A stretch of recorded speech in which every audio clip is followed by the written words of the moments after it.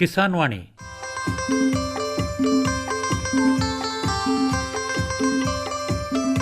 ಈ ಕಾರ್ಯಕ್ರಮದ ಪ್ರಾಯೋಜಕರು ಕೃಷಿ ಮತ್ತು ರೈತ ಕಲ್ಯಾಣ ಮಂತ್ರಾಲಯ, ಭಾರತ ಸರ್ಕಾರ. ಕೋಟಿ ವಿದ್ಯೆಗಳಲ್ಲಿ ಕೃಷಿ ವಿದ್ಯೆಯೇ ಮೇಲು, ಕೋಟಿ ವಿದ್ಯೆಗಳಲ್ಲಿ ಕೃಷಿ ವಿದ್ಯೆಯೇ ಮೇಲು, ಕೋಟಿ ವಿದ್ಯೆಗಳಲ್ಲಿ ಕೃಷಿ ವಿದ್ಯೆಯೇ ಮೇಲು, ಕೋಟಿ ವಿದ್ಯೆಗಳಲ್ಲಿ ಕೃಷಿ ವಿದ್ಯೆಯೇ ಮೇಲು. ಕೃಷಿತೋ ನಾಸ್ತಿ ದುರ್ಭಿಕ್ಷ, ಕೃಷಿತೋ ನಾಸ್ತಿ ದುರ್ಭಿಕ್ಷ, ಕೃಷಿತೋ ನಾಸ್ತಿ ದುರ್ಭಿಕ್ಷ, ಕೃಷಿತೋ ನಾಸ್ತಿ ದುರ್ಭಿಕ್ಷ.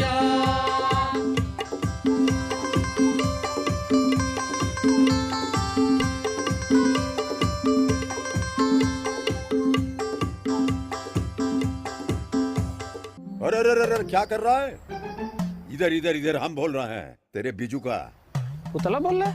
हाँ, पक्षियों से तो हम खेत को बचा लेते हैं, पर इन घातक रसायनों से कैसे बचाएं? मतलब? देख बेटा, तू जो ये अंधाधुंध रसायन मिलाता है ना, मिट्टी की सेहत बिगड़ने लगी है.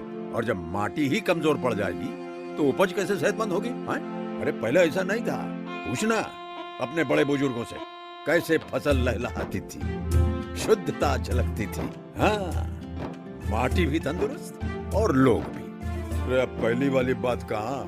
पर अब तो सब यही डाले हैं. सब नहीं, आज भी लाखों जागरूक किसान परंपरागत विधि से फसल उगा रहे हैं. खर्चा कम और उपज की कीमत भी बेहतर पा रहे हैं. सच है?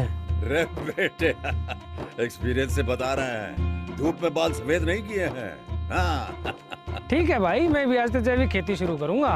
माटी से प्रेम की परंपरा है. परंपरागत खेती.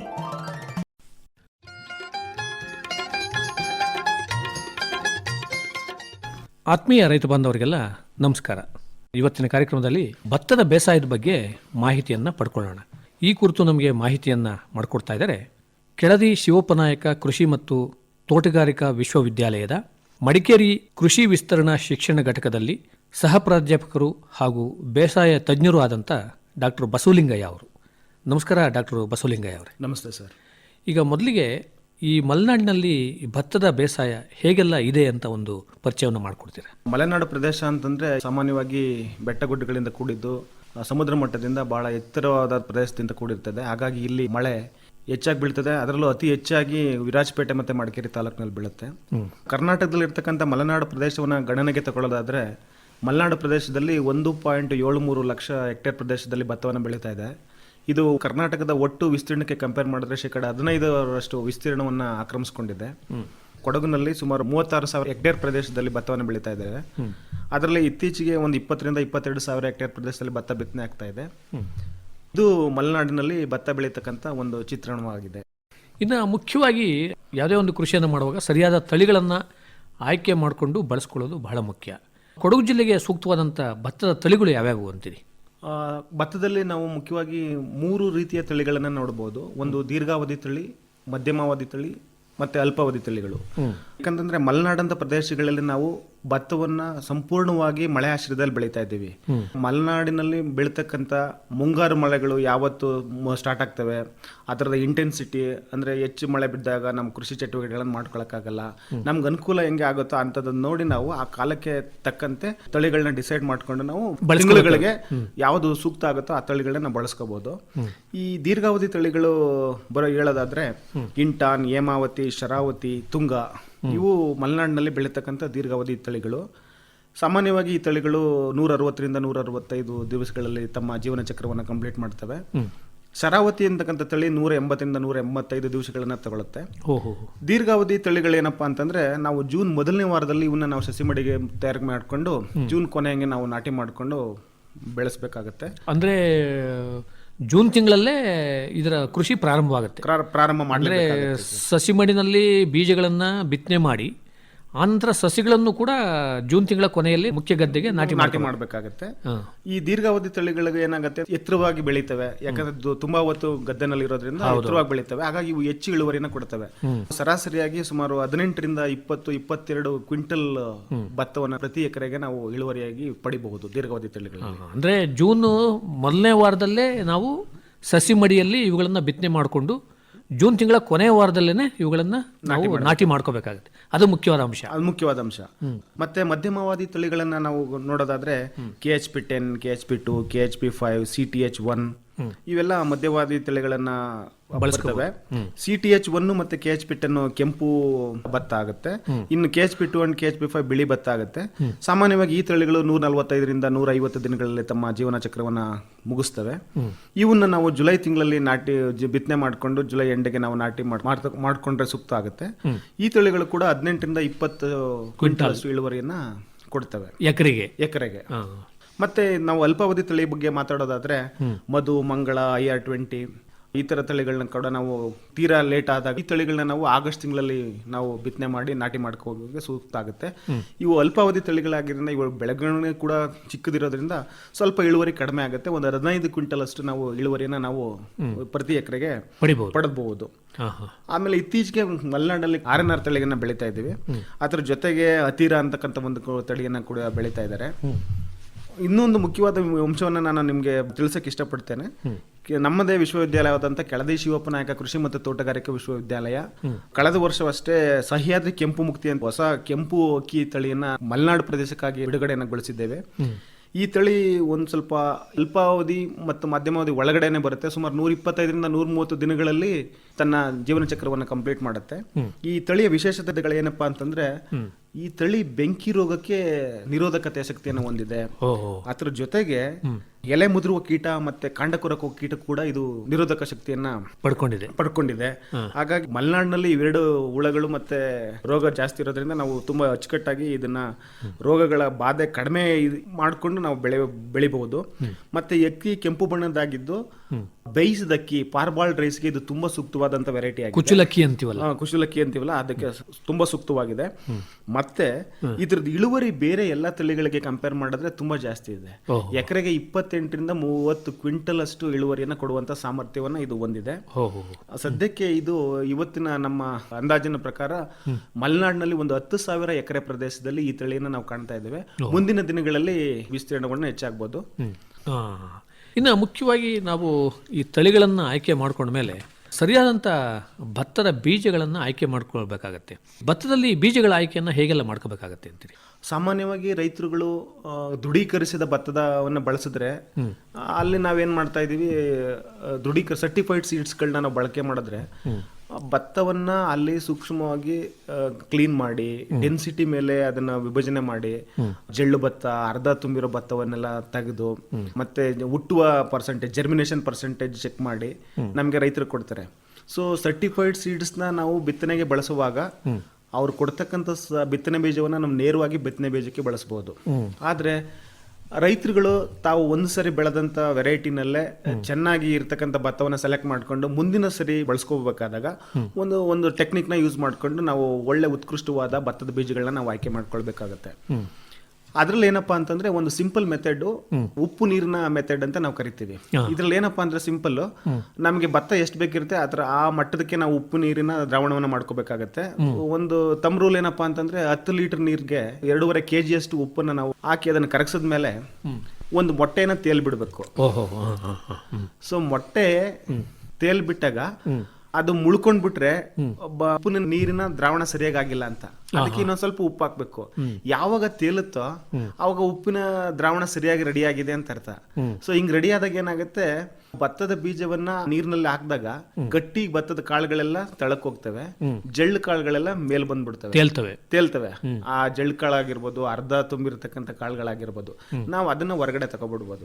ಹೊರಗಡೆ ತೆಗೆದು ಅದನ್ನ ಬೇರ್ಪಡಿಸಿ ತಳದಲ್ಲಿ ಉಳಿದುಕೊಂಡಂತ ಗಟ್ಟಿ ಕಾಳುಗಳನ್ನ ತಗೊಂಡು ಉಪ್ಪಿನ ನೀರಿಂದ ಹೊರಗಡೆ ತಗೊಂಡು ಅದನ್ನ ಒಂದ್ 2-3 ಸರಿ ಇದುವಾದಂತ ನೀರಿನಲ್ಲಿ ಜಾಲಿಸ್ಬಿಟ್ಟು ನಾವು ಅದಕ್ಕೆ ಬೀಜೋಪಚಾರ ಮಾಡಿ ಬಳಸ್ಬೋದು. ಇದು ಉಪ್ಪು ನೀರಿನ ದ್ರಾವಣ, ಒಂದು ಸಿಂಪಲ್ ಟೆಕ್ನಿಕ್. ನಾವು ಅದನ್ನ ಅಳವಡಿಸ್ಕೊಂಡು ಗಟ್ಟಿ ಕಾಳುಗಳನ್ನ ತೆಗೆದುಕೊಂಡು ನಾವು ಉತ್ಕೃಷ್ಟವಾದ ಬೀಜಗಳನ್ನ ಅಥವಾ ಗಟ್ಟಿ ಬೀಜಗಳನ್ನ ನಾವು ಬಿತ್ತನೆಗೆ ಬಳಸಬಹುದು. ಅಂದ್ರೆ ಪ್ರಮಾಣೀಕೃತ ಬಿತ್ತನೆ ಬೀಜವನ್ನ ಕೊಂಡ್ಕೊಳ್ಳೋದಾದ್ರೆ ಇದನ್ನು ಮಾಡೋ ಅವಶ್ಯಕತೆ ಇಲ್ಲ ಸರ್. ರೈತರೇ ಒಂದ್ಸರಿ ಬೆಳೆದು ಅವ್ರ ಗದ್ದೆನಲ್ಲೇ ಬೆಳ್ಕೊಂಡು ಅದೇ ಭತ್ತವನ್ನ ಮುಂದಿನ ಸರಿ ಉಪಯೋಗ ಮಾಡುವಾಗ ಈ ಉಪ್ಪು ನೀರಿನ ಉಪಚಾರವನ್ನ ಮಾಡ್ಕೊಂಡು ನಾವು ಒಳ್ಳೆ ಭತ್ತದ ಬೀಜಗಳನ್ನ ಆಯ್ಕೆ ಮಾಡ್ಕೊಳ್ಬೇಕಾಗತ್ತೆ. ಸಾಧಾರಣವಾಗಿ 1:4 ಪ್ರಮಾಣ ಅಂತ ಹೇಳ್ತಾರೆ. 1 ಭಾಗ ಉಪ್ಪು ಆದ್ರೆ 4 ಭಾಗ ನೀರು, ಆ ರೀತಿ ನಾವು ಅನುಪಾತವನ್ನ ಅಥವಾ ಪ್ರಮಾಣವನ್ನ ಅನುಸರಿಸ್ತೇವೆ. ಇದು ಉಪ್ಪು ನೀರಿನ ಉಪಚಾರ ಆಯಿತು. ಇನ್ನು ಬೇರೆ ಶಿಲೀಂಧ್ರನಾಶಕಗಳು ಇಂಥವೇನಾದರೂ ಉಪಚಾರ ಮಾಡಬೇಕಾಗತ್ತೆ? ಮಾಡಬೇಕಾಗತ್ತೆ ಸರ್. ಈಗ ನಾನು ಶಿಲೀಂಧ್ರನಾಶಕ ಉಪಚಾರಕ್ಕಿಂತ ಮುಂಚೆ ಭತ್ತವನ್ನು ಉಪ್ಪು ನೀರಿನ ತಗೊಂಡು ಉತ್ಕೃಷ್ಟವಾದ ಬೀಜಗಳನ್ನ ತಗೊಂಡಾದ್ಮೇಲೆ ಅದನ್ನ 3-4 ಸರಿ ಒಳ್ಳೆ ನೀರಿಂದ ಜಾಲಿಸಿ ಅದನ್ನ 24 ಗಂಟೆಗಳ ಕಾಲ ನೀರಿನಲ್ಲಿ ನೆನೆ ಹಾಕ್ಬೇಕು. ಮರುದಿನ ನೀರನ್ನ ಹೊರಗಡೆ ತೆಗೆದು ಭತ್ತವನ್ನು ಅಷ್ಟೇ ತಗೊಂಡು ಆ ನೀರೆಲ್ಲ ಕಂಪ್ಲೀಟ್ ಆಗಿ ಹಿಂಗ್ ಹೋದ್ಮೇಲೆ ಅಥವಾ ತೆಗೆದಾದ್ಮೇಲೆ ಡ್ರೈನ್ ಔಟ್ ಮಾಡಿದ್ಮೇಲೆ ಭತ್ತವನ್ನ ಶಿಲೀಂಧ್ರನಾಶಕಗಳಿಂದ ಅಥವಾ ಕೀಟನಾಶಕಗಳಿಂದ ಉಪಚರಿಸಬೇಕಾಗತ್ತೆ. ಮಲೆನಾಡಿನಲ್ಲಿ ತುಂತುರು ಮಳೆ ಹನಿ, ಮೋಡ ಮುಸುಕಿದ ವಾತಾವರಣ, ಆಗಾಗ ಬೀಳ್ತಕ್ಕಂಥ ಮಳೆ, ಇವೆಲ್ಲವೂ ಕೂಡ ಈ ಬೆಂಕಿ ರೋಗ ಅಥವಾ ಶಿಲೀಂಧ್ರ ರೋಗಗಳಿಗೆ ಏಳ್ಮಾಡಿಸಿದಂತ ವಾತಾವರಣವನ್ನ ಸೃಷ್ಟಿ ಮಾಡ್ಕೊಡ್ತವೆ. ಹಾಗಾಗಿ ಸಸಿ ಮಡಿನಲ್ಲೇ ಆಗಲಿ ಅಥವಾ ನಾಟಿ ಮಾಡದ ಒಂದು 20-30 ದಿನಗಳ ಕಾಲ ಯಾವುದೇ ವಿಧವಾದಂಥ ಶಿಲೀಂಧ್ರ ರೋಗಗಳು ಅಥವಾ ಇತರ ರೋಗಗಳು ಬರಬಾರ್ದು ಅಂತಂದ್ರೆ ನಾವು ಭತ್ತವನ್ನ ರೋಗನಾಶಕಗಳಿಂದ ಉಪಚರಿಸೋದು ಬಹಳ ಸೂಕ್ತ ಆಗುತ್ತೆ. ಸೊ ಈ ನಿಟ್ಟಿನಲ್ಲಿ ನಾವು ಭತ್ತವನ್ನ ನೀರಿಂದ ಹೊರಗಡೆ ತೆಗೆದಾದ್ಮೇಲೆ ಪ್ರತಿ ಕೆಜಿ ಭತ್ತಕ್ಕೆ 4 ಗ್ರಾಮ್ ಕಾರ್ಬನ್ ಡೈಸಿಮ್ ಅಥವಾ 2 ಗ್ರಾಮ್ ನೇಟಿವನ್ನ ಉಪಚರಿಸಿ ಅದನ್ನ ಗೋಣಿ ಚೀಲದಲ್ಲಿ 48 ಗಂಟೆಗಳ ಕಾಲ ಕಟ್ಟಿಟ್ಟು ಅದು ಮೊಳಕೆ ಬಂದಾದ್ಮೇಲೆ ನಾವು ಸಸಿ ಮಡಿಗೆ ಬಿತ್ತನೆ ಮಾಡಿ ಸಸಿ ಮಡಿನ ಸಿದ್ಧಪಡಿಸ್ಕೊಳ್ಬೇಕಾಗತ್ತೆ. ಅಂದ್ರೆ ಈ ಸಸಿ ಮಡಿಗಳನ್ನ ಹೇಗೆ ತಯಾರು ಮಾಡ್ಕೋಬೇಕಾಗತ್ತೆ ಅಂತೀರಿ? 10ನೇ 1 ಭಾಗ ಏರಿಯಾವನ್ನ ನಾವು ಸಸಿ ಮಡಿಗೆ ಬಳಸ್ಕೊಳ್ತೀವಿ. ಅಂದ್ರೆ 1 ಎಕರೆನಲ್ಲಿ 40 ಗುಂಟೆಗಳಿರ್ತದೆ. ಸೊ 1ನೇ ಅಥವಾ 10ನೇ 1 ಭಾಗ ಅಂತಂದ್ರೆ 4 ಗುಂಟೆ ಅಷ್ಟು ನಮ್ಗೆ ಸಸಿ ಮಡಿ ತಯಾರಕ್ಕೆ ಜಾಗ ಬೇಕು. ಆ ನಿಟ್ಟಿನಲ್ಲಿ ಹೋಗ್ಬೇಕಾದ್ರೆ 1 ಮೀಟರ್ ಅಗಲ, 4 ಇಂಚು ಎತ್ತರ, ಉದ್ದ ನಮ್ಗೆ ಎಷ್ಟು ಅನುಕೂಲ ಆಗುತ್ತೋ ಅಷ್ಟು ಉದ್ದಕ್ಕೆ ಮಾಡ್ಕೊಂಡು ಆ ರೀತಿ ಸಸಿ ಮಡಿ ಮಾಡ್ಕೊಂಡು ಕೆಸರು ಗದ್ದೆ ಮಾಡಿ ಸಸಿ ಮಡಿ ಮಾಡ್ಕೋಬೇಕು. ಅದಕ್ಕೆ ಈ ಮೊಳಕೆ ಬಂದಂತ ಬಿತ್ತನೆ ಬೀಜಗಳನ್ನ ಬಿತ್ತಿ ಸಸಿ ಮಡಿಯನ್ನ ಮಾಡ್ಕೋಬೇಕು. ಸಸಿ ಮಡಿಗಳಲ್ಲಿ ಸಸಿ ಚೆನ್ನಾಗಿ ಬೆಳಬೇಕು ಅಂತಂದ್ರೆ ನಾವು ಅದಕ್ಕೂ ಕೂಡ ಪೋಷಕಾಂಶಗಳನ್ನ ಕೊಡಬೇಕಾಗತ್ತೆ. ಸೊ ಈ ನಿಟ್ಟಿನಲ್ಲಿ ನೋಡೋದಾದ್ರೆ ಪ್ರತಿ 100 ಚದರ ಮೀಟರ್ ವಿಸ್ತೀರ್ಣದಲ್ಲಿ ಸಸಿ ಮಡಿ ಇರುವಂತ ಜಾಗಕ್ಕೆ 250 ಕೆಜಿ ಚೆನ್ನಾಗಿ ಕೊಳೆತ ಕೊಟ್ಟಿಗೆ ಗೊಬ್ಬರ ಅಥವಾ ಕಾಂಪೋಸ್ಟ್ ಗೊಬ್ಬರವನ್ನು ಸೇರಿಸಿ ಸಸಿ ಮಡಿಯನ್ನು ಮಾಡ್ಕೋಬೇಕು. ಅದಾದ ನಂತರ 100 ಚದರ ಮೀಟರ್ ಏರಿಯಾಕ್ಕೆ 1 ಕೆಜಿ ಸಾರಜನಕ, 400 ಗ್ರಾಮ್ ರಂಜಕ, 500 ಗ್ರಾಮ್ ಪೊಟ್ಯಾಶ್ ಅನ್ನು ಕೊಟ್ಟರೆ ಉತ್ಕೃಷ್ಟವಾದ ಸಸಿಯನ್ನು ನಾವು ಸಸಿ ಮಡಿಯಿಂದ ಪಡ್ಕೊಳ್ಬಹುದು. ಅಂದ್ರೆ ಎಷ್ಟು ದಿನಕ್ಕೆ ತಯಾರಾಗ್ತವೆ ಈ ಸಸಿಗಳು ಅಂತ? ಸಾಮಾನ್ಯವಾಗಿ 20ರಿಂದ 25 ದಿನಗಳು ವಯಸ್ಸಾದಂತ ಸಸಿಗಳನ್ನ ನಾವು ನಾಟಿಗೆ ಬಳಸೋದ್ರಿಂದ ಬಹಳ ಸೂಕ್ತ ಆಗುತ್ತೆ. ಸೊ ನಾವು ನಾಟಿ ಮಾಡಬೇಕಾದಾಗ ಈ ಏಜ್ನ ಸಸಿಗಳನ್ನ ಬಳಸ್ಕೋಬೇಕು. ಜೊತೆಗೆ ನಾಟಿ ಮಾಡ್ಬೇಕಾದ್ರೆ 2ರಿಂದ 3 ಪೈರುಗಳನ್ನ ನಾವು ನಾಟಿ ಮಾಡಬೇಕಾಗತ್ತೆ. ಒಂದು ವೇಳೆ ಏನಾದ್ರೂ ವಯಸ್ಸು ಜಾಸ್ತಿ ಆಯ್ತು, ನಮ್ಗೆ ತೀರಾ ಮಳೆ ಜಾಸ್ತಿ ಬಂದು ಅಥವಾ ನಾವು ಗದ್ದೆನ ಸರಿಯಾಗಿ ರೆಡಿ ಮಾಡ್ಕೊಂಡಿರ್ಲಿಲ್ಲ ಅಂತ ಟೈಮಲ್ಲಿ 1 ತಿಂಗಳ ಮೇಲಾಯ್ತು ಅಂದಾಗ ನಾವೇನ್ ಮಾಡ್ಬೇಕಾಗತ್ತೆ, ಪ್ರತಿ ಗುಣಿಗೆ 4ರಿಂದ 5 ಸಸಿಗಳನ್ನ ಹಾಕ್ಬೇಕಾಗತ್ತೆ. ಯಾಕಂತಂದ್ರೆ ಒಂದು ವಯಸ್ಸು ಏನಾದ್ರೂ ಮೀರ್ತು ಅಂತಂದಾಗ ತೆಂಡೆ ಹೊಡೆಯೋ ಸಾಮರ್ಥ್ಯವನ್ನ ಕಡಿಮೆ ಮಾಡ್ಕೊಳ್ಳುತ್ತೆ. ಹಾಗಾಗಿ ನಾವು 1-2 ಸಸಿಗಳನ್ನ ಜಾಸ್ತಿ ಹಾಕೋದ್ರಿಂದ ಪ್ರತಿ ಗುಣಿಗೆ ಅದು ಅಲ್ಲಿ ಕಾಂಪನ್ಸೇಟ್ ಆಗಿ ನಮ್ಗೆ ಸಾಕಷ್ಟು ಪ್ರಮಾಣದ ಕದ್ರುಗಳು ಬಂದು ಇಳುವರಿ ಸಿಗುತ್ತೆ. ಮುಖ್ಯ ಗದ್ದೆಯನ್ನು ತಯಾರು ಮಾಡ್ಕೊಳ್ಳೋದು ಕೂಡ ಅಷ್ಟೇ ಮುಖ್ಯವಾಗುತ್ತೆ. ಇದನ್ನ ಹೇಗೆ ಮಾಡ್ಕೋಬೇಕಾಗತ್ತೆ?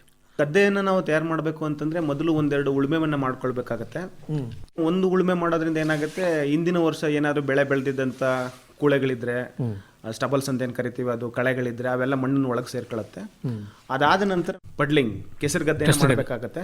ಇದ್ರ ಮಾಡೋ ಉದ್ದೇಶ ಏನಪ್ಪಾ ಅಂತಂದ್ರೆ ಎಲ್ಲಾ ಕಳೆಗಳು ಮಣ್ಣಿನ ಒಳಗೆ ಸೇರಿಸಿ ಕೊಳೆಯಬೇಕಾಗತ್ತೆ ಅಂತ. ಈಗ ಒಂದು ಸರಿ ಪಡ್ಲಿಂಗ್ ಮಾಡಿ ಒಂದು 10ರಿಂದ 15 ದಿನಗಳ ಕಾಲ ಟೈಮ್ ಕೊಟ್ಟಾಗ ಹಸಿರು ಕಳೆ ಇರ್ಬೋದು, ಒಣ ಕಳೆ ಇರ್ಬೋದು, ಕಡ್ಡಿ ಕಸಗಳಿರ್ಬೋದು, ಇವೆಲ್ಲ ಆಮೇಲೆ ಬದುನ್ ಮೇಲೆ ಇರ್ತಕ್ಕಂಥ ಕಸ ಕಡ್ಡಿಗಳನ್ನ ಕೂಡ ನಾವು ಕೊಚ್ಚಿ ಮಣ್ಣೊಳಗೆ ಸೇರಿಸ್ಬಿಟ್ಟು ಕೆಸರು ಗದ್ದೆ ಮಾಡ್ಬಿಟ್ರೆ ಅದೆಲ್ಲ ಚೆನ್ನಾಗಿ ಕೊಳೆತು ಗೊಬ್ಬರವಾಗುತ್ತೆ. ಅದರಲ್ಲಿರ್ತಕ್ಕಂಥ ಪೋಷಕಾಂಶಗಳು ಕೂಡ ನೆಕ್ಸ್ಟ್ ನಾಟಿ ಮಾಡಿದಾಗ ನಾಟಿ ಮಾಡಿದಂತ ಭತ್ತದ ಸಸಿಗಳಿಗೆ ಸಿಗುತ್ತೆ.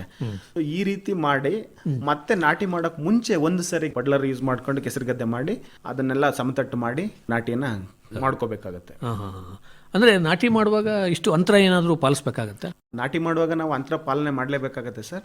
ಜನರಲ್ ಆಗಿ ಲೈನ್ ಇಟ್ಕೊಂಡು ಯಾರು ಮಾಡಲ್ಲ. ನಾವು ಲೇಬರ್ಸ್ಗಳನ್ನೆಲ್ಲ ಬಿಟ್ರೆ ಅವರು ಸ್ವಲ್ಪ ಬೇಗ ಮುಗಿಲಿ ಅಂತ ದೂರಕ್ಕೆ ಹಾಕೊಂಡು ಹೋಗ್ತಾರೆ. ಈಗ ನಾನು ಯಾವುದೋ ಕೆಲವೊಂದು ವೆರೈಟಿಗಳ ಬಗ್ಗೆ ಮಾತಾಡ್ಬೇಕಾದ್ರೆ ದೀರ್ಘಾವಧಿ ತಳಿಗಳು, ಮಧ್ಯಮಾವಧಿ ತಳಿಗಳು, ಅಲ್ಪಾವಧಿ ತಳಿಗಳು, ಒಂದೊಂದು ತಳಿಗಳು ಇಷ್ಟಿಷ್ಟು ಅಂದ್ರೆ 18ರಿಂದ 20 ಕ್ವಿಂಟಲ್, 20ರಿಂದ 22 ಕ್ವಿಂಟಲ್, 15 ಕ್ವಿಂಟಲ್ ಇಳುವರಿ ಬರುತ್ತೆ ಅಂತ ಹೇಳಿದೆ. ಒಂದು ನೆನಪಲ್ಲಿ ಇಟ್ಕೋಬೇಕು ಅಂತ ಏನಂತಂದ್ರೆ 1 ಚದರ ಮೀಟರ್ ಅಳತೆಯಲ್ಲಿ ಸುಮಾರು 50 ಭತ್ತದ ಸಸಿ ಗುಣಿಗಳಿರ್ಬೇಕು.